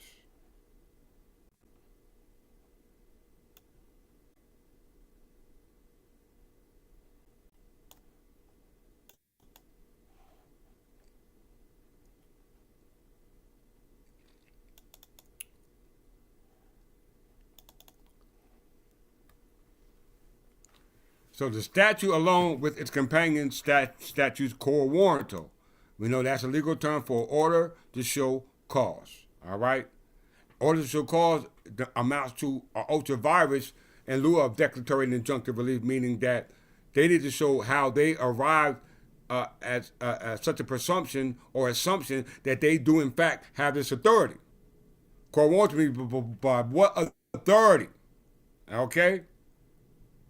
In English American common law, quo warranto is the prerogative issued by the court with order to someone to show what authority, okay? What authority? And today that will be by what statutory authority, okay? That would be this right here.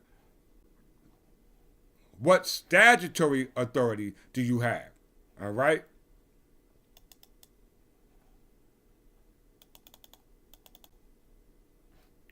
Very important. So what statutory do a LLC have in regards to a interest in property under Title 46 that goes back to Queen Imperatoris that was passed by an office holder acting in the proper capacity that was preserved by the legislator as we see here in 2026. Okay? Not as a king, not as a sovereign, not as based upon personal or ideological belief, but a decentralized, standardized administrative procedural process that protects the continuity of office in lieu of the continuity of possession of property governed under Title 46, how it was established under Title 46 in lieu of the consistent use based upon the capacity by those who had the property prior. Okay? Does that make sense to anybody? Let's see. So we know that Queen Imperatoris says that the buyer replaces the seller.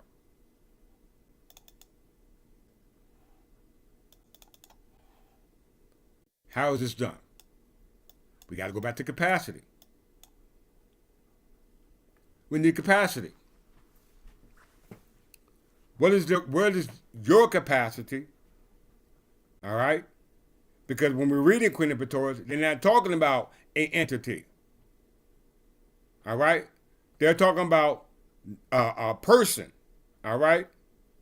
A person. A freeholder in the state is an entity. But a true freeholder as a natural person is not an entity. You have your own natural capacity to sue and be sued. But your capacity, based upon how you understand it, is based upon a old-fashioned, outdated procedural law that was governed under a belief, theology, religion, okay, which is separated because of or result of secularized law. So you need a vehicle to travel through, okay?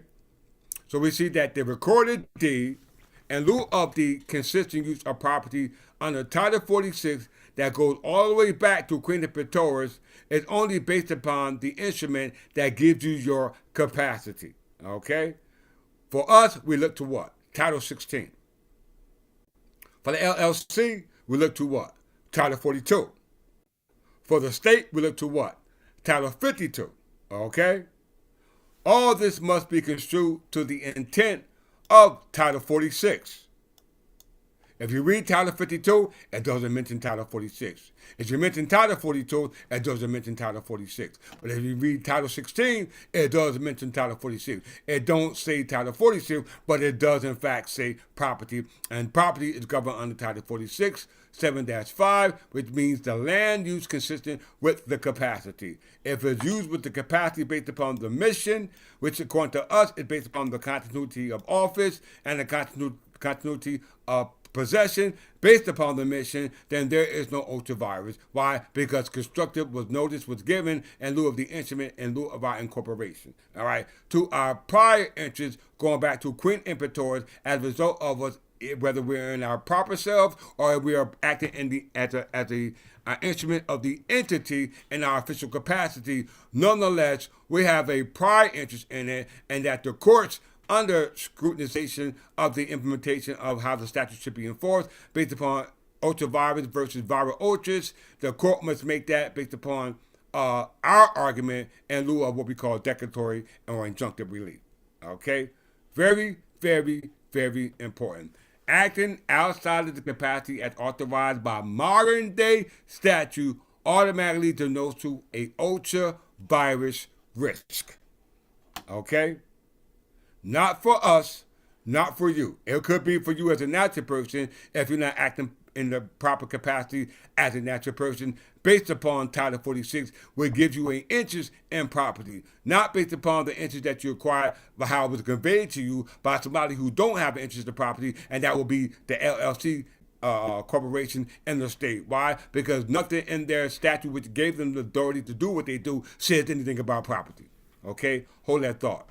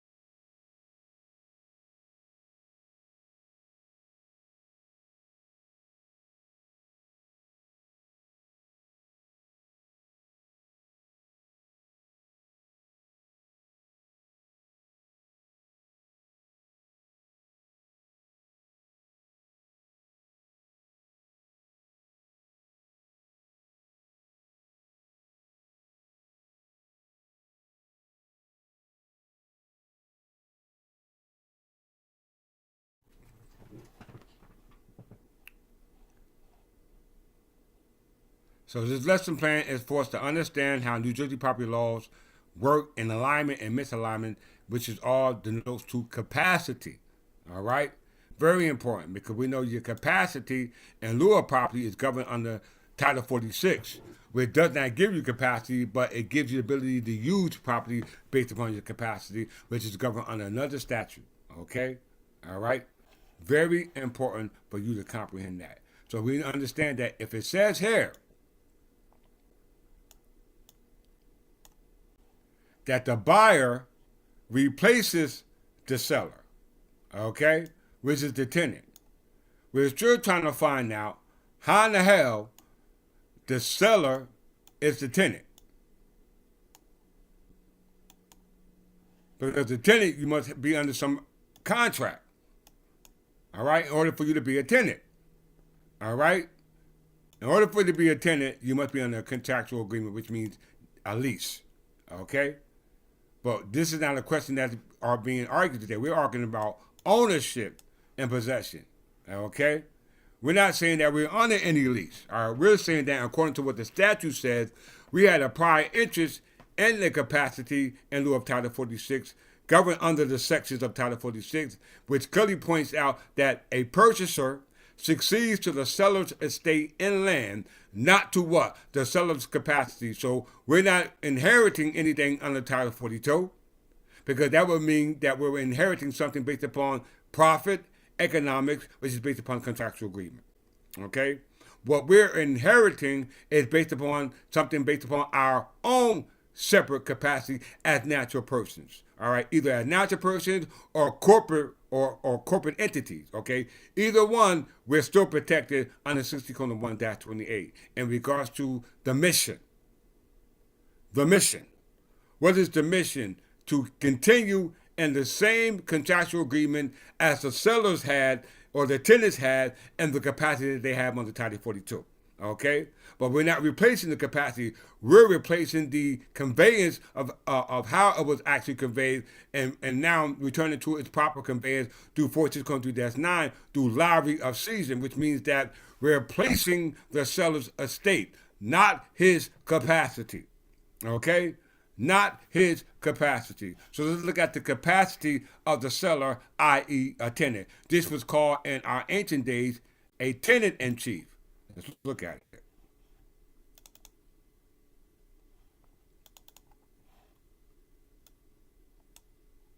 These are tenant-in-chief.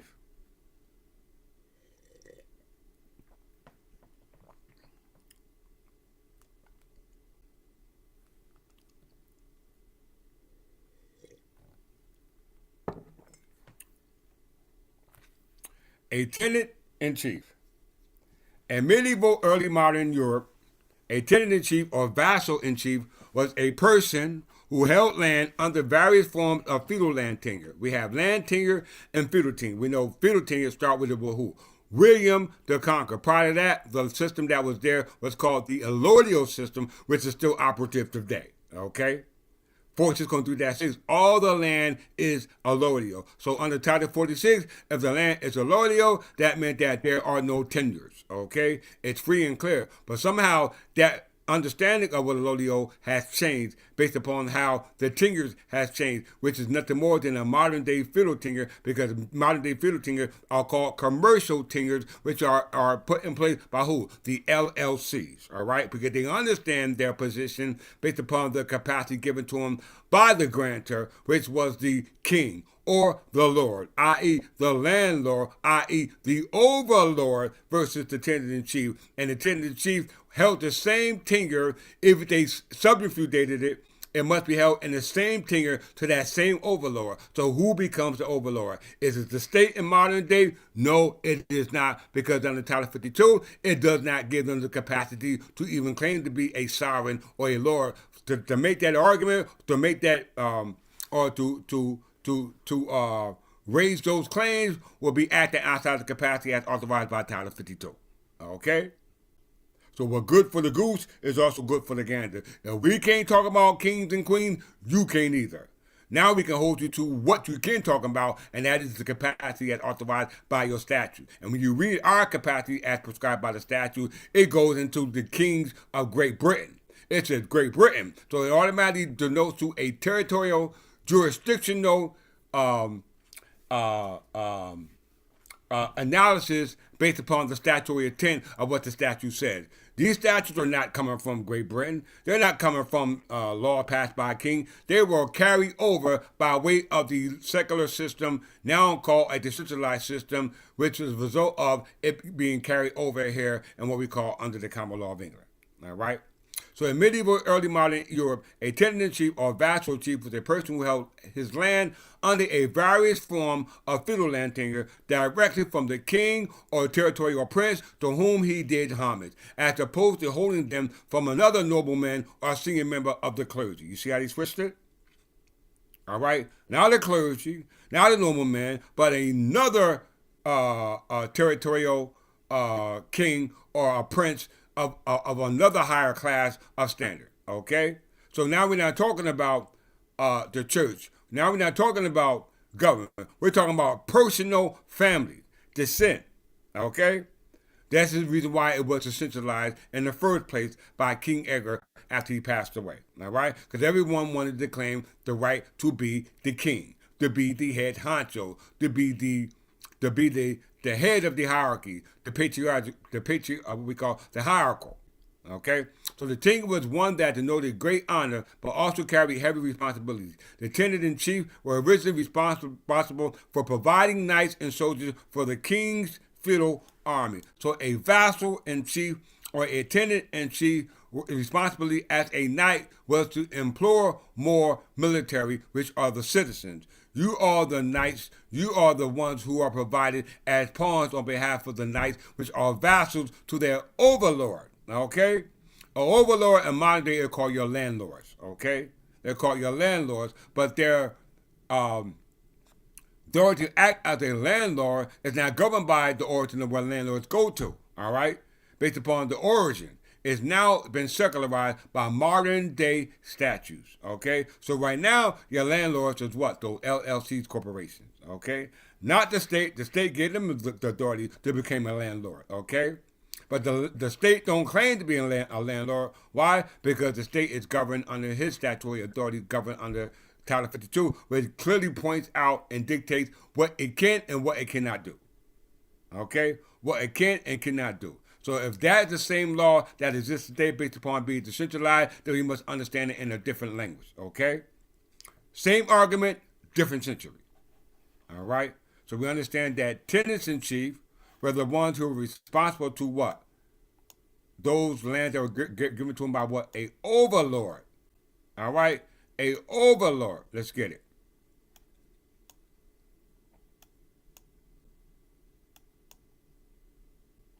First paragraph. In modern countries, allodial property could be held by lay people or the Christian church. Once again, let's go to the statute. We'll just go to the statute and prove it.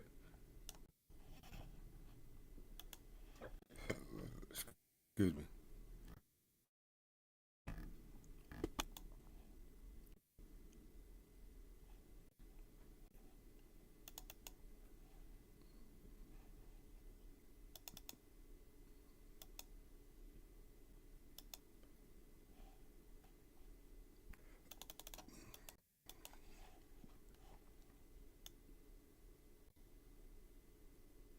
Gift, grants, and conveyances by state is allodial. How in the hell can the state give a grant or give a conveyance to anyone and claim that's allodial when the state is incorporated under Title 52? Okay? The state of New Jersey is incorporated under Title 52 and it only serves as a regulator,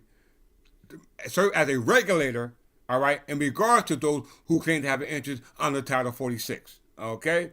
But it says here, gift and grant and conveyances by the state are allodial. The state operates under the 1947 Constitution, which is their framework. Okay? So you cannot claim a land allodial if the land is preserved allodial from a different grant and from the origin where grants were derived from. And if we can see that through Title 46, 46 that's 5. Queen and Pretorius. Okay? Queen and Pretorius were fee simple estates. Okay, through subinfeudation, which denote to substitution, not alienation. Okay, so it says all gifts and grants, conveyances made prior. So how can New Jersey, whose body of politics is framed under the 1947 Constitution, claim land allodial when the land was already allodial before July 4th, 1776? So there's a big gap in your claim. It automatically falls under ultravirus because under your 1947 Constitution and under the statute which you incorporated does not give you that capacity.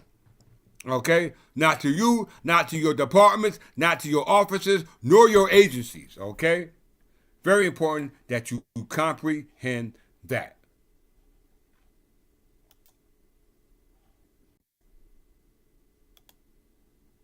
Back to Overlord.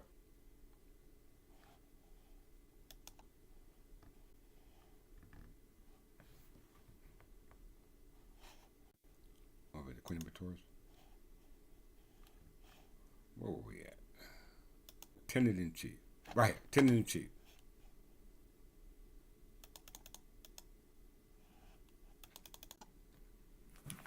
So in most countries, allodial property could be held by lay persons or Christian church. All right? Look at that ancient principle being applicable in modern day, because I didn't say it. The statute says it, okay? So if the statute says it, either the Christian church is supposed to have it or the lay people. Either one of the two. Based upon not their natural person, but their as natural people, but under their capacity, okay? As entities. Because what is a lay person? In religious organization, the laity, individual, a layperson, layman, or laywoman consists of all members who are not part of the clergy, usually including any non-ordained member. That's the laity. Versus the Christian church. Okay? We look at the Christian church. We are those who follow Christ, and we say Christ is the anointed one, and we say Christ were those who exist in the common era, and we know the common era of the Christians when they were with their Lord was called Annos Dominius in the year of our Lord, and that fits the description of who? King Edgar the Peaceful, the one who is the head, who is the purpose and intent of our mission and our purpose to maintain these offices based upon the continuity of possession of these allodial lands. Okay? So in most countries, allodial property could be held by lay people or the Christian church. However, in the Kingdom of England, after the Norman Conquest is feudal law. The king became in law the sole lord paramount and only holder of land by allodial title. So if the land is allodial as prescribed by the statute, then that meant that the king is the holder of the allodial land. I didn't say it, the statute says it. Let's look at the statute.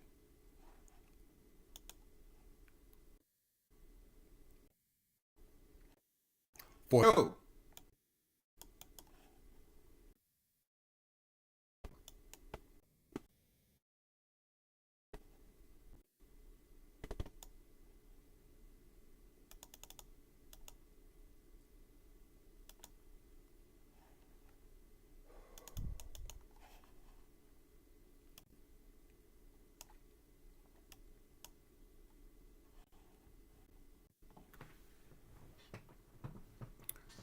certain tingers and holdings turn into free and common soakage.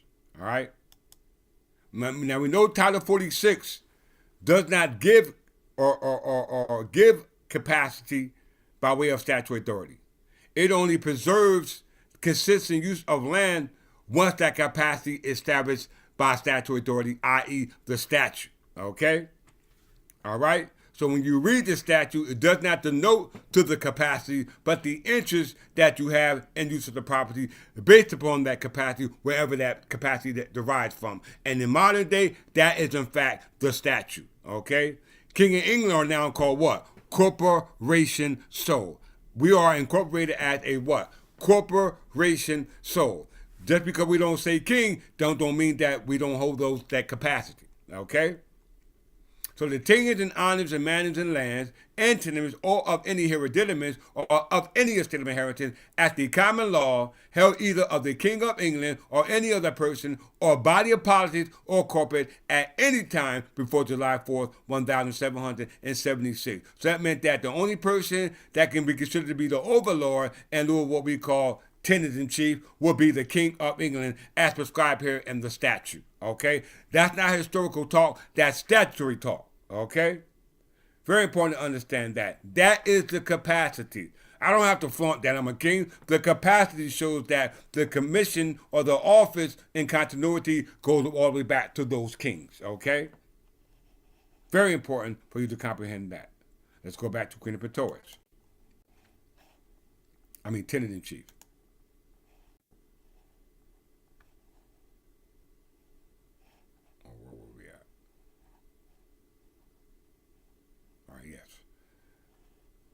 Let's go here.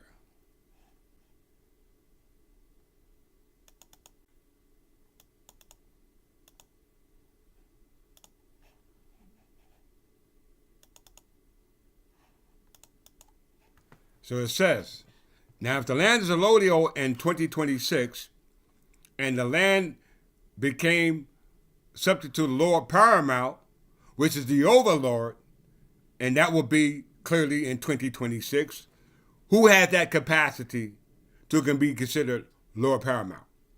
Okay? Because if you claim to have it, but the statutory in which you incorporated don't give it to you, that automatically falls on ultravirus. Okay? Which is ground for declaratory injunctive relief for the person who can establish that he is in fact, even though it's a legal fiction, it's a fact accepted as law. Okay?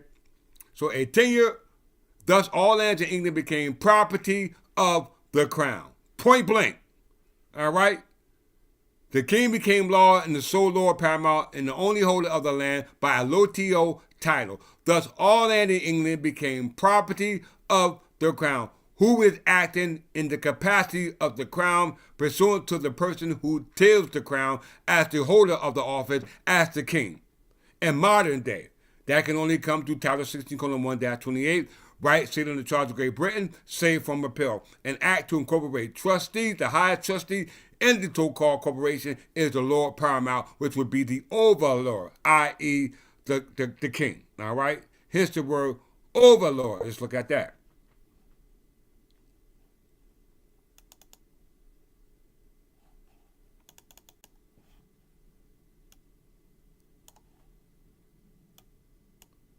Y'all better listen.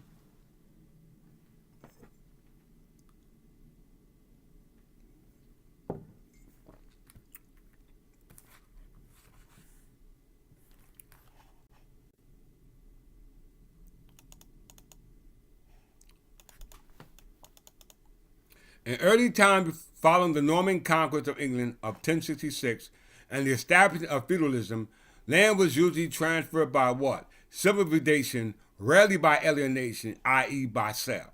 Okay? We know who sells, sellers, and we know the sellers are in fact the tenants. And according to Queen Inheritors, you wasn't supposed to be selling no damn land. You were supposed to preserve it in lieu of the heir. Okay? And that was through what we call substitution, which is what we now call today what? Fee simple. Okay? So if you as an heir know that you are in fact an heir, you are having your proper and your natural capacity to step into the shoes of what we call the seller, i.e. the tenant. Why? Because he had a prior contractual agreement with the actual overlord, i.e. Lord Paramount, i.e. the king, which is actually preserved right there in the modern day statutory language, which the court works too narrowly because they don't want to go into that broader talk. They just gonna look at the intent of what the statute said, and based upon the capacity that we incorporated of, and lieu of your claim you have in lieu of the interest that's governed under Title 46, that you don't have to claim capacity as an entity. You can claim it in your natural capacity because why? You are in fact an heir. And the statute says under 46-15 that the donors conditionalibus and under 46-10 cannot be barred in any court of law as a result of it being turned into fee and simple 46-5. Okay? Why? Because in whether it's intel or fee simple, the buyer, the purchaser, automatically has the right of claim in regards to stepping into the seller shoes because the seller was obligated to the original overlord, which was in fact the king, and you are an heir of the king, not based upon your descent, not based upon your nationality, not because of your blood, but your capacity as being members and holding up the customary practice of a member as required to maintain the mission, which is what? The continuity of possession through the continuity of office, based upon constructive notice, based upon public notice. Okay? Very important. So, as we see here, it clearly says that as a result of us dropping the ball, feudalism still exists today, even though they're not calling it feudalism, as a result of the alienation by way of sale instead of substituting it, like the statute says, which automatically falls into virus, which later says that in the case of tenant-in-chief, it requires a royal license and the holder of an estate at any particular time in order to gain secure tenure. If it's challenged by another claimant, needed to prove devolution of title. What does devolution mean? Decentralization. The word devolution means to be decentralized. Haven't we been talking about that all day? Let's define it.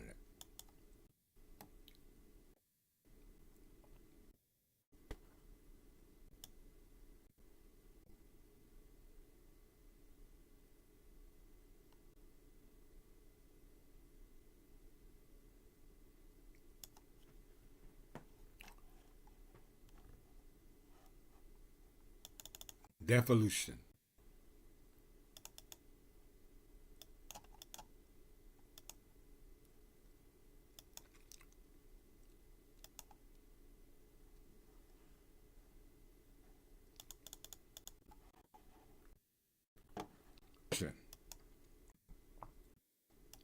Britannia. Devolution, the transfer of power from a central government to subnational analogous to state, regional, or local authorities. Devolution usually occurs through conventional statutes rather than through a change in a country's constitution. Did you hear that? Thus, unitary systems of government that have developed powers in this manner are still considered unitary rather than federal systems because the power of the subnational authority can be withdrawn by the central government at any time compared to federalism. Do you see that, brothers and sisters? Decentralization. Okay? Decentralization. So again, I repeat.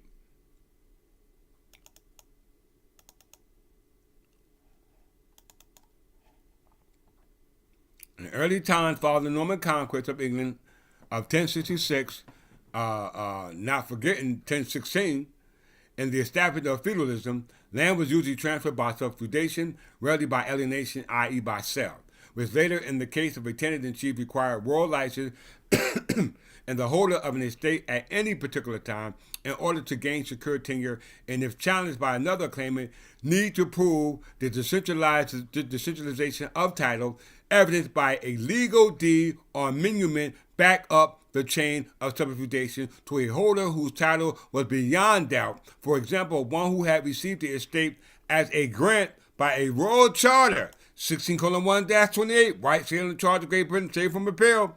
If you received it by way of a royal charter, witnessed and sealed by a substantial person, all right, listen, by a substantial person, although feudal land tenure in England was abolished by the Tenure Abolition Act 1660, that will be 46:3-1, Charles II and Charles Carteret and what's his name? Charles II charged the Duke Carteret and George Berkeley, which was the ending of feudal tenure, March 12, 1664. It's right there in the statute. That was the Tenure Abolition Act, which was also followed by another Abolition Act of 1789. In modern English conveyancing law, the need to prove the centralization of title persisted until recent time due to a legal fiction grounded in what? Reality, that all the land titles were held by the monarch subject as a result of a royal grant, proving decentralization or devolution, whatever you choose to call it, of a title is no longer necessary since the creation of what? A land registry system. This is your county clerk office, my brothers and sisters. All right? Right there. Let's go ahead.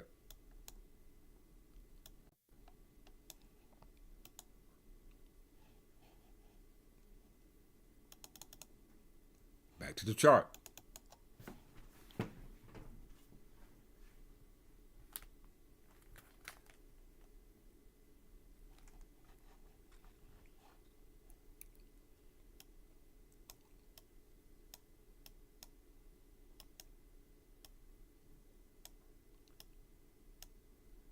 That brings us here. And I'm coming to my closing.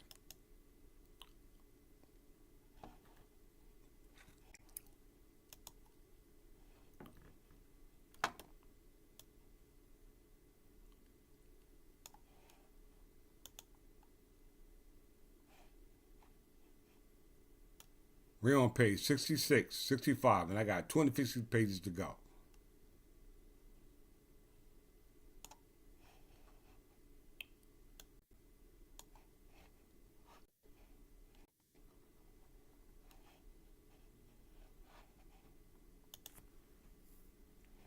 Historically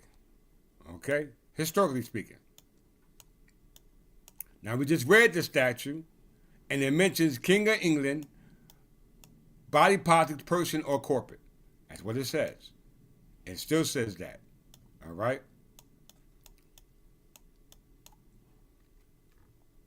Historically, New Jersey Revised Statute or New Jersey Statute Annotated 46:3-2 functions as a legal bridge that transitioned New Jersey from English feudal system to American system of absolute property ownership. Let's go right back to the statute and see the transfer.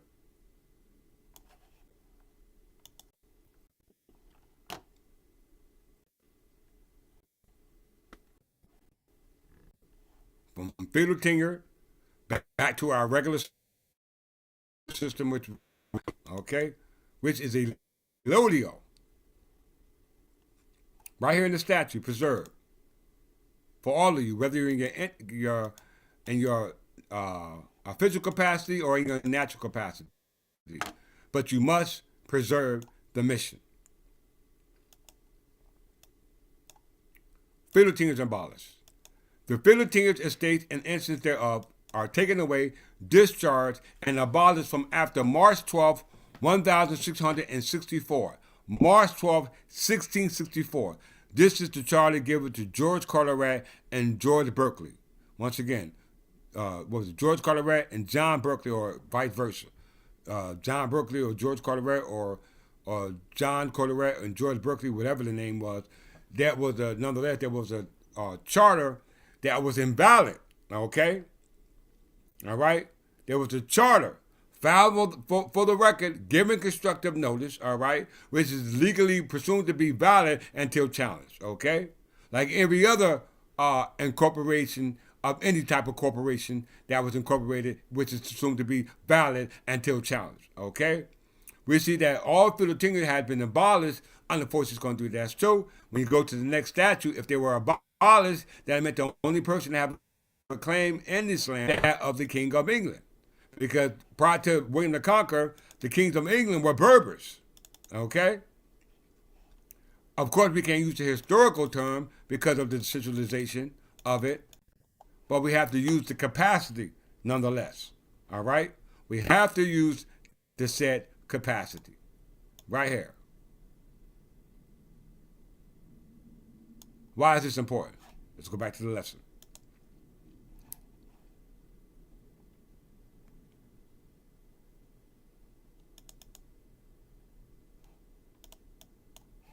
Historically, New Jersey statute annotated 46.3-2 functions as a legal bridge that transitioned New Jersey from English feudal system to the American system of absolute property ownership. This is called fee simple 46:3-5, which says that the buyer or purchaser under the statute in lieu of 46:7-5 consists in use, which is the easement based upon the capacity under what statute that you got your authority from in lieu of your capacity and not your personal wishes or thoughts and ideas. All right. It clearly says that in lieu of the capacity in which you incorporated, it needs to be linked to the historical statute that created a bridge from the ancient historical English feudal system onto what we have now. It's called the modern property law, establishing absolute fee simple. Okay. And that falls on the Queen Imperator's substitution as regard of barring intel estates, which according to the statute are now barred, 46:10. The historical transition from 1795 and 1776. The great carryover. After July 4th, 1776, New Jersey needed a way to validate, y'all hear me? They needed a way to validate land titles granted by what? The British Crown. So they created what they call the Act Concerning Tenures of 1795, referencing 46:3-2, okay? Retroactively converting all intel estates, which is for you, into what we call free and common soakage, which is a form of feudal tax. They don't call it that, but nonetheless, that's what it is. Through that, they abolished our ancient practice of how our ancestors did things, but nonetheless preserved it through secular decentralized administration, okay, which is being overseen by the state as a result of the overthrow in what? 1776, all right? So what they did was abolish the king's right, which was the historical rights, which was land was held of a king. This statute stripped away feudal incidents, taxes, or services owned to the Lord, i.e. overlord, i.e. Lord Paramount, i.e. the king, making it owned to the absolute holder of the land, i.e. the tenant, i.e. the seller. Why? Because right now, the heir don't have the interest in it as a result of him lacking the capacity to have an interest in it as required by what? Title 46, based upon the origin of Title 46, based upon the land use consistent with those who originated the origin of land use, which was through an implementation of a land registering system, which we now call modern day the county clerk office. I know I speak fast, nonetheless, it's right and exact. Let's get it. The role of the corporation soul. The role of the corporation soul in the colonial era, the corporation soul was a primary vehicle for religious and public holdings, succession without probate. Historically, a parson or bishop acted as a corporation soul so that when they died, the church property stayed with the office rather than passing to the official personal heir. That's 16:1-28, based upon the continuity of office, based upon the continuity of possession of property, whether we're managing it, conveying it, encumbering it, taking it, etc. We had the authority to do so. Why? Because under 46:3-2, it preserved the body of politics or corporate. You hear that? Body of politics or corporate. We chose corporate. We didn't choose the body of politics. Why? Because under Title 46, the state of New Jersey already did that. Okay? Based upon public policy. All right? Based upon a public policy. Body politics corporate under New Jersey Revised Statute 46:2 specifically included land held by any body politic or corporate. This is where the state steps in. All right? to ensure that the unique historical entities didn't lose their land during what? The Revolutionary period. The modern equivalent to that carryover, all right, states this: while rare today, the historic structure involved in the religious corporation in lieu of public property protected by way of the decentralized system through secular laws, i.e. statutory law, was under New Jersey statute annotated 16:1-1, where a entity, no matter what name you chose to call yourself, bishop, alderman, dame, abbot, church warden, nonetheless, it was about the official capacity that maintained in the trustees for what? Perpetual succession. Why this matters for historical title. Change the title. If you find in the 19th century deeds where a bishop or trustee is only the grantor, New Jersey by statute annotated 46:2 is what provided a legal handshake between old common law authority and modern real estate law. Did you hear that? That was the modern handshake from old common law authority and modern real estate law. 46:2, which was the carryover of the legal bridge. Okay?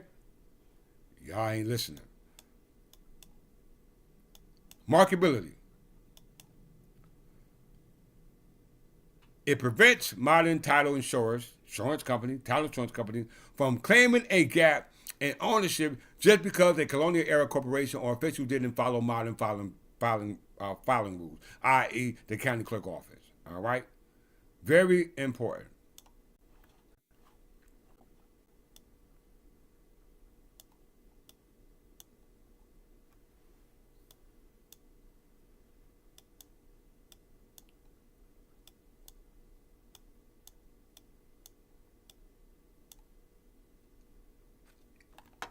As we just read, although feudal land tenure in England was abolished by the Tenure Abolition Act of 1660, they thought fit to pass their own. Okay?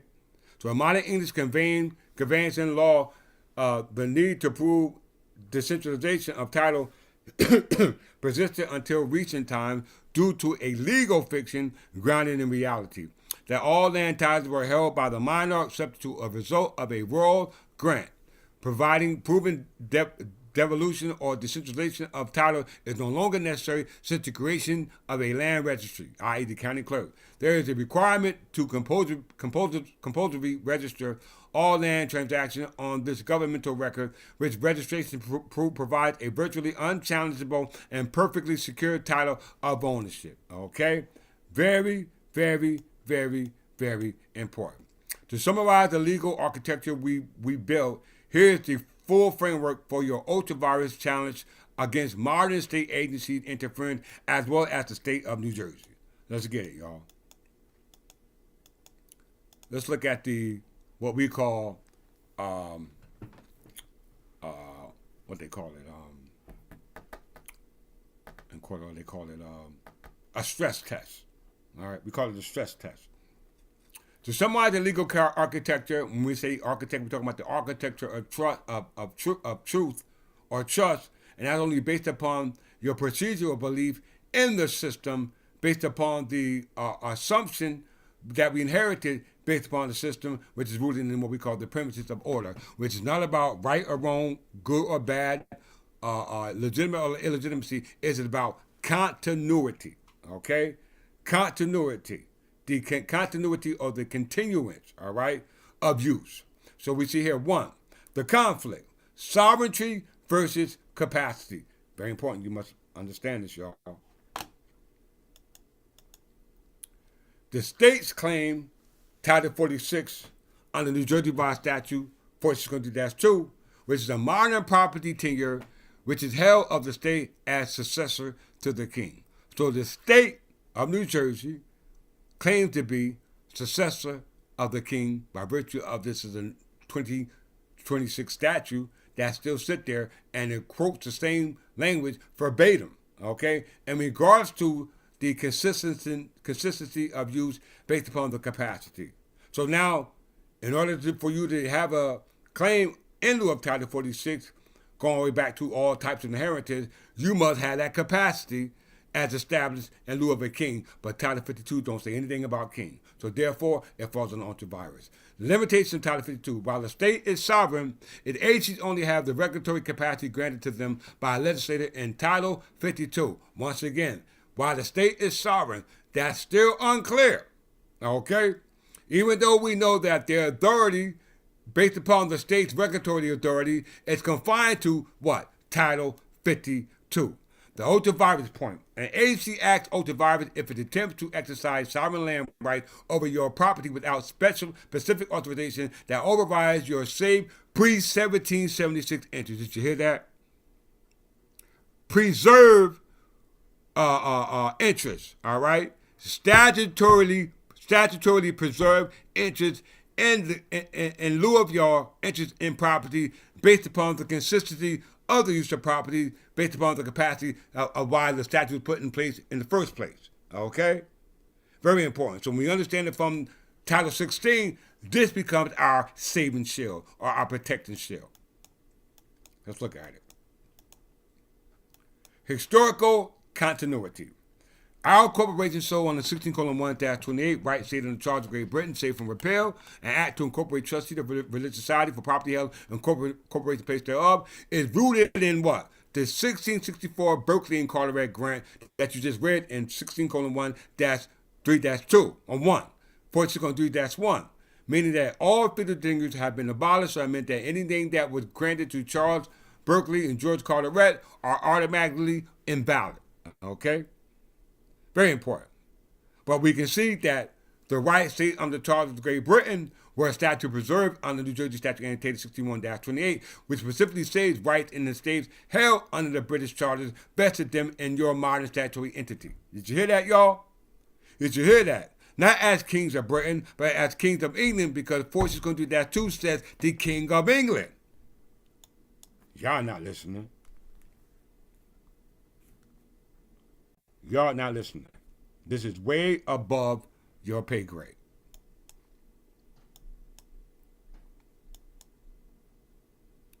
Your protected status or saving shield, historical continuity, your corporation so is rooted in the 1664 Berkeley and Carteret grant, and that is protected by the statutory preservation through 16:1-28, which gives us the right to capacity in lieu of our continuity of possession based upon the continuity of office based upon the mission. Okay, and that's based upon our constructive notice given to the world in lieu of the mission, which was to the continuity and possession of property as prescribed by 46:47-5. Okay, conclusive evidence: your certificate filed under 16:1-14.8, 7, 8, and 9 serve as a legal proof of this status, which a Title 52 agency cannot simply ignore or extinguish. You hear that? Can't extinguish. 3. Substantial property rights under Title 46 protections. Freedom from services. New Jersey Revised Statute annotated 46:2-5 is equivalent to New Jersey's Quid Imperators that goes back to our ancient forefathers, which guarantees that you hold land free of any tenure or services to a lord or a grantor, including the state acting as a lord. Did you hear that?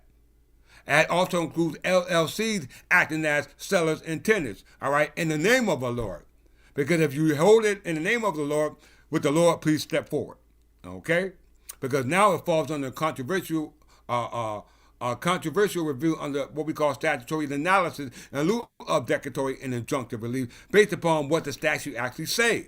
Allodial status under 46:3-6 declares that grants from states are allodial and not feudal. So, I mean, if they're allodial, that meant that anything that occurred after the abolishment of feudal tenure must go back to its current state. We know under allodial title, the state, nor the commissioners, nor the freeholders have an interest in it because the language of the statute under 46:3-5 clearly points out that it must be held as substitution as it was under the previous law, and that's now based upon the personality or ideology of a sovereign or a king, or but of the capacity as established through incorporation in lieu of 16:1-28.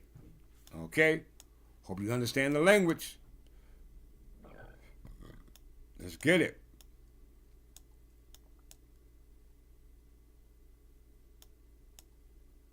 4. Courtroom presentation.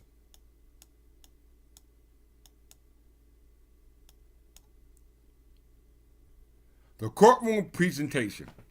Our argument is that the 1947 state's charter, i.e., their constitution, and their incorporation under Title 52, all right, cannot disrupt a vested inherited right that was already preserved prior to their existence in lieu of their authority, i.e., their capacity, which is established by the statute. Okay? Why? Because one, predates the state's current administrative form. Everyone understand that? Two, was explicitly protected by the legislature through Title 16:1-28, 1-4, 16:1-43.7, 8, and 9. And 3, is declared by Title 46 to be free from feudal-like regulatory system or services. Why? Because our land is allodial. Let's get it. That is the root of title, the record. Okay? The record. By linking our certificate of incorporation pursuant to 16:1-28 directly to 1664 grants to Duke of York, to Lords Berkeley and Sir George Carteret, you are asserting a title that is older than the state itself based upon the administrative framework under the Constitution, which allowed to exist as a body of politics under statutory administrative law, Title 52. Okay? And the court will construe their interest in property that they claim to have based upon the deed, the record, and capacity. Okay? And in court of law, this creates a formidable ultra-virus challenge against a Title 52 agency as well as a Title 42 entity. Okay? For the following reasons.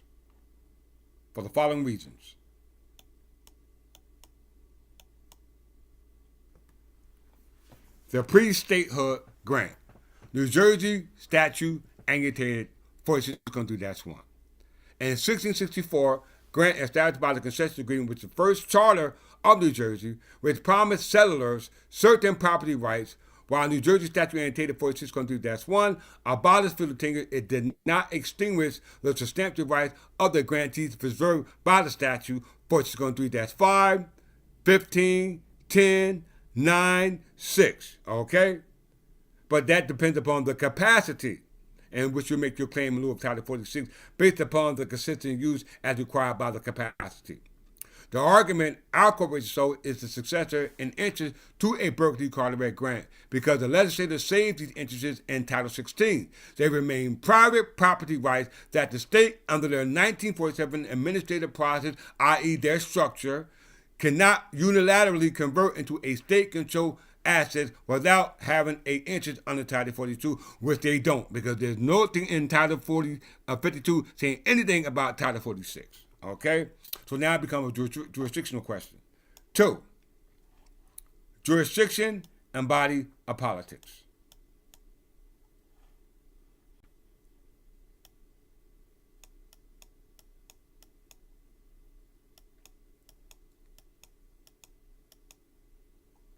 Two, jurisdiction of the body of politics. New Jersey revised statute annotated under 46-2 mentions that the body politic or corporate existed before 1776. Did y'all hear that? Did you hear that? Before 1776. The conflict which rises to ultra-virus reveal is that Title 52 agency is a modern body of politics. Our corporation soul is ancient body politics and a different body. Okay? Remember, it's not form, it's now form. It's not personality, it's now capacity. Which means that there is no ultra-virus because that is our mission. Okay?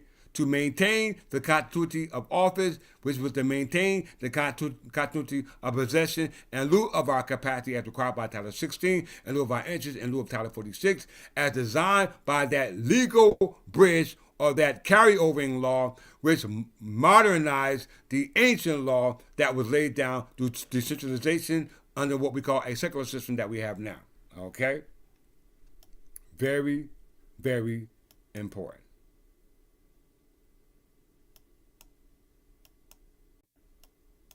Let's see if I want to read this.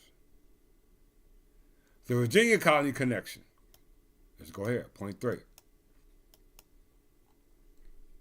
Referencing the Virginia Colonies Charter, which originally claimed the territory before 1664 grant, further reinforced that our interest as a corporation so on the 16:1-28, our interest in the allodial land supersedes the state because the state is subject to the capacity as ordained through the authority that was granted to them under Title 52, but it has nothing to do with interest in property under Title 46 in regards to Title 46:3-2 in lieu of the preserved interest based upon the consistency, based upon the capacity which governs the record. Okay?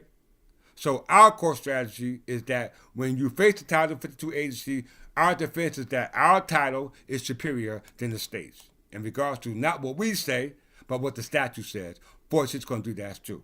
Our corporate capacity preserves our interest under 16:1-28.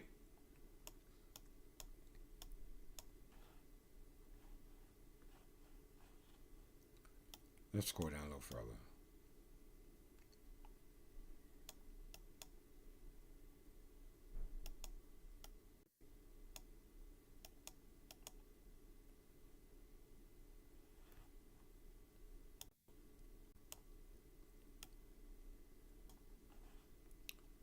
Let's start here. I'm going to end on this one.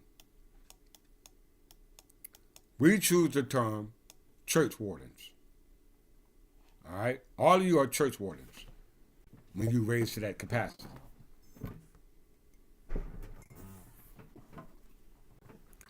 When a church warden is incorporated under New Jersey Statute Annotated 61-28 in New Jersey, it has very specific legal meaning rooted in ecclesiastical law and civil recognition of religious entities.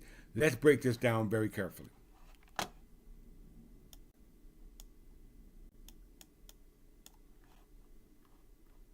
Before we do that, let me just show you.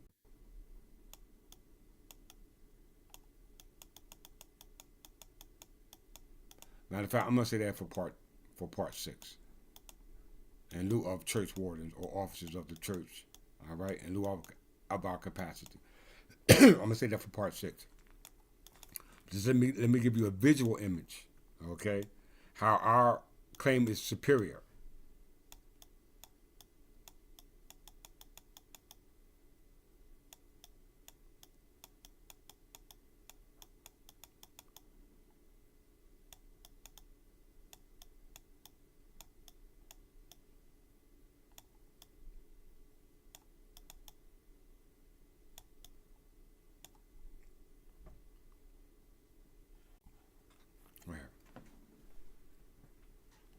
A visual. We'll talk about this in part 6. All right, but for closing purposes, I'll give you a flow chart to establish what it is, what we do, why we do it, and the purpose and intent. Okay, based on our capacity, not just natural people, but as entities as well. Okay, we act as entities to preserve the rights for the natural people. That means you, based upon our ancestors' laws, which are preserved today. So, as church women and church men, known as church wardens, we are incorporated in our official capacities under 60:1-28 to manage and hold church property, whether real property, personal property, lease it, rent it, manage it, not for personal gain, but gain for the church.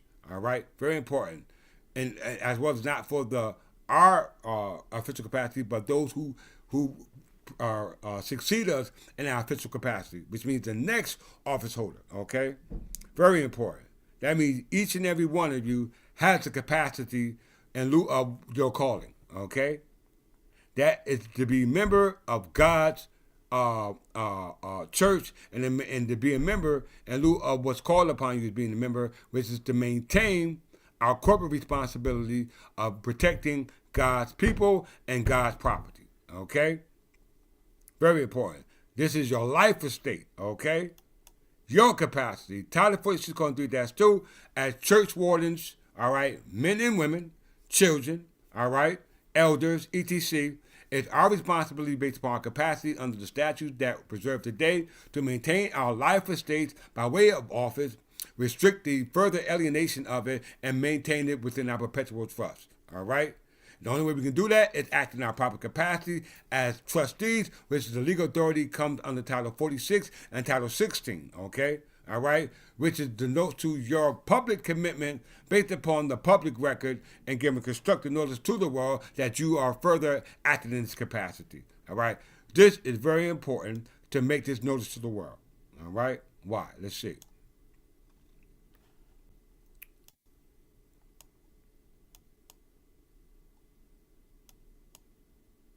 And we go further in this in the next class.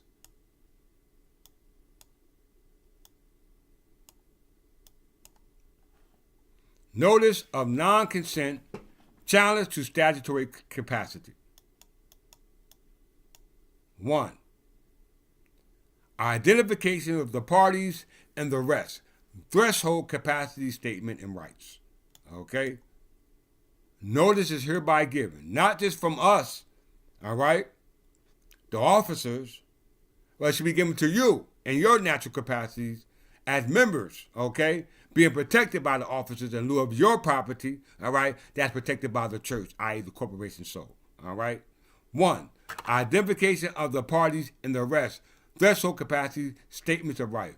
Notice is hereby given that the undersigned holds and administers the real property described herein and the lawful continuance capacity of what a corporation soul. As you can see, the king, and we see the Benedictine monastery monks, which are now us, the modern day church wardens, okay?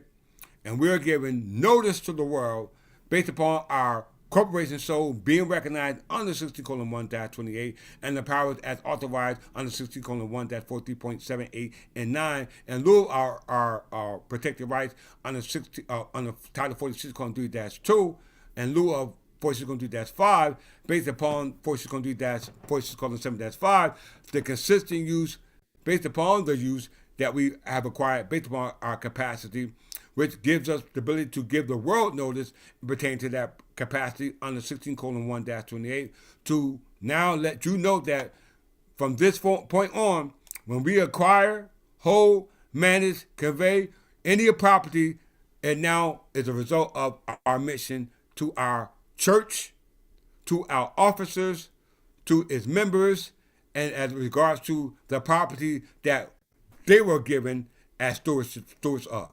Okay? Very important. So this is our mission here, brothers and sisters. No one can stop us from our mission. Okay?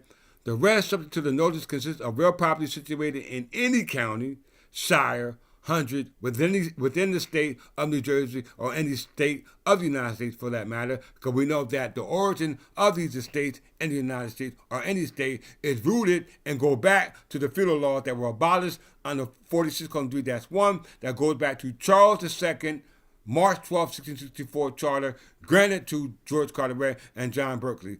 Those charters were abolished, so they're no longer invalid, and any person trying to claim sovereignty in that capacity based upon those charters in lieu of statutory analysis are acting in an ultra-virus manner because you're outside the scope of authority in which you gave your capacity, which was Title 52 or Title 42, all right, which in our case was Title 16, and we're within the required status or i.e. capacity to do based upon which was authorized by the statute as ordained by the decentralization of the secular law, which we now call modern day statutes. So the estates described herein, as we are talking about from day one, are vested property interests predating the existence of any independently or any administrative agency or corporation, etc., organized under Title 52 or Title 42 or for 501c3 in New Jersey or any state under any revised statute. This notice is issued solely to address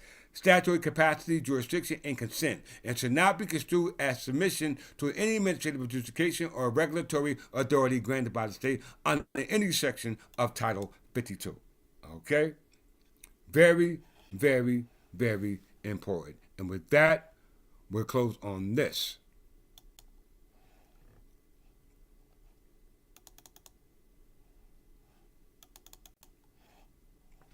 Real Estate Ownership, New Jersey Practical Law. Question and answers. 2018. Real Estate Ownership, New Jersey by Thomas J. Dentizzo Jr., Kenneth T. Bills, and Michael K. Greenbaum, Rose Smith and Davis LLP Limited Liability Partnership with Practical Law Real Estate. Very important. We'll close out on this. A question and answer guide to commercial real estate laws for owners and purchasers in New Jersey. Commercial, not religious, but commercial. We already know the capacity of either one, okay?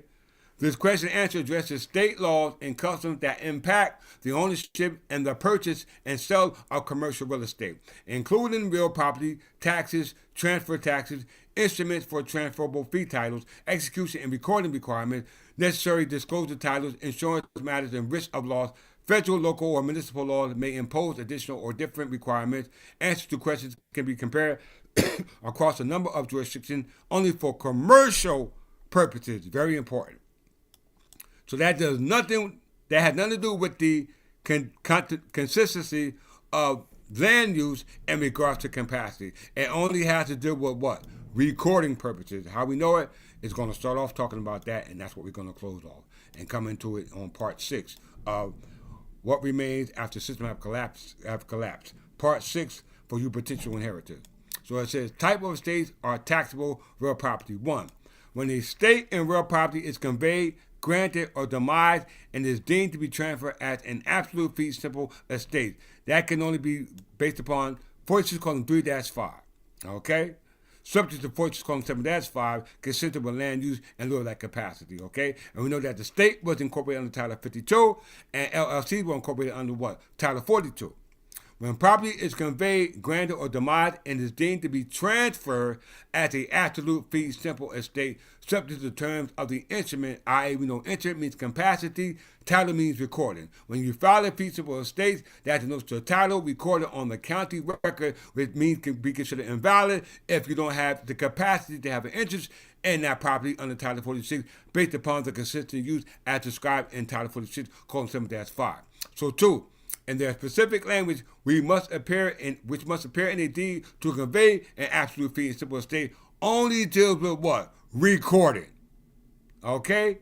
Recording. New Jersey has adopted a statutory deed form, i.e., an instrument and denotes to conveyance. It does not denote to ownership, but nothing more than conveyance, which is filed for the record in lieu of the claimant, which is yet to be decided in the court of law in lieu of any validation of the capacity that you had in lieu of the recording that you claim to have in regards to the capacity established by your statutory authority, established by the statute, under which gave you capacity, which is under color of law. So we see here, New Jersey has adopted a statutory short form of deed that governs the requiring language in a deed for conveying an absolute fee simple estate, which is under 46, colon 4-1. None of the statutes that we read in regard to the interest and property as established under pre-existing laws that were carried over, but based upon your interest of any estate in regards to your interest that you acquired outside of the capacity authorized by the statute which you incorporated, only based upon the regulations established by the Department of Community Affairs under the regulatory power of the state, which doesn't have a power of interest of fee simple. Why? Because that's not what the statute, given the capacity, was designed to do. Okay? Very important. And I got one more to show you here.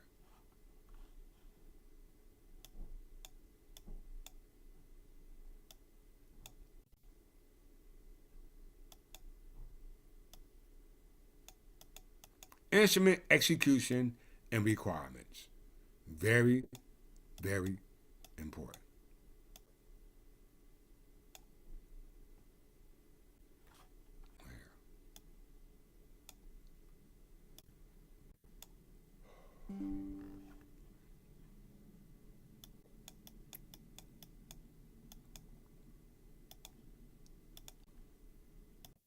Remember, recording of a deed does not establish a valid deed if the capacity is not there to record such a deed in lieu of its validity. Okay? Very important that we take that away in regards to my closing. 5. What deeds or instruments are used to convey fee title and which is most commonly used? Briefly describe them. 1. In New Jersey, the kind of deed that may be used to convey fee title. All right? And we know as an heir, you have an interest in the fee simple as a result of the language of what Title 46.2-5 says in regards to you stepping in the shoes of a seller or a tenant, going back to the origin of how the seller and the tenant got their authority from the overlord, i.e. Lord Paramount, i.e. King, which is now the authority has now been transferred from the personal identity of the king and to the capacity of a corporation, i.e. What we call a corporation soul. So quick claim deeds, warranty deeds, special warranty deeds, bargain sale deeds are the only type of deeds that are established validity by way of their recording. Okay? They're recording on what? The public record. Okay? 6. Are there any specific states or local recording requirements necessary to record a deed? And particularly, please specify. Right here. Key point. The only interest that the state under Title 52 or any LLC under Title 42 or anybody for that matter in regards to the consistency of use under Title 46 in regards to what the actual language or the actual verbiage of the statute actually says based upon the origin of how it stemmed from or rooted from and how it's supposed to be applied today based upon those who have the capacity. It clearly says that they don't have capacity based upon ultraviolet review because it says here, it says, are there any specific states or local recording requirements necessary to record a deed? And particularly, please specify. 1. Specific officers must sign for a corporation or other entity. Key point. Sign. Okay? We're talking about the deed. All right? Specific language is required to evidence the authority of a signatory for a corporation or other entity. Okay? Now you're talking about the language in a deed. All right? A instrument to note and to convey it. Then you got a certificate of authority to do business in your state is required. This is your certificate of a corporation, whether it's through a filing or through a statutory enactment that gave you the right to exist as a corporation. Ours didn't come statutory. It was enumerated by way of Title 16, which was by way of what we call a charter. And we know that corporate power derives within the state in which they're incorporated. So our authority, which we have under the statute, which we incorporated, is our capacity based upon our authority established by the authority and is established by the statute, and is not limited to those that gave the capacity to the state to exist as a corporation. Okay, because they got their own corporate seals, all right, with their own signatures, all right, and they use lawyers to authenticate what it is that they filed for the public record versus a notary, okay? So it's very important to understand that in order for a deed to be valid, it must meet the specific requirements for recordation, okay? By a proper authorized person authorized by law, okay? This is governed under what we call the statutes of frauds, and we know the statute of frauds govern the laws governing contracts, okay? Very important. All right, so with that, we need to understand how important it is, this mission is, this movement is, these lessons, all right, in regards to returning back to the lawful estates of inheritance that were preserved through statutory law, okay? I know I talk fast, that's because I have a lot to say, and it shows my excitement about what it is that has been given to me in regards to my studentry. All right, so very important for you to unfold. You know what I'm saying, as a student, in regards to the ranks of men that are called for within this movement. All right, and with that, please watch this lesson over and over and over again until it's historically and legally sound. Okay. So with that, I'm going to greet you as I always greet you, and that's the love of the one who laid it down, King Edgar.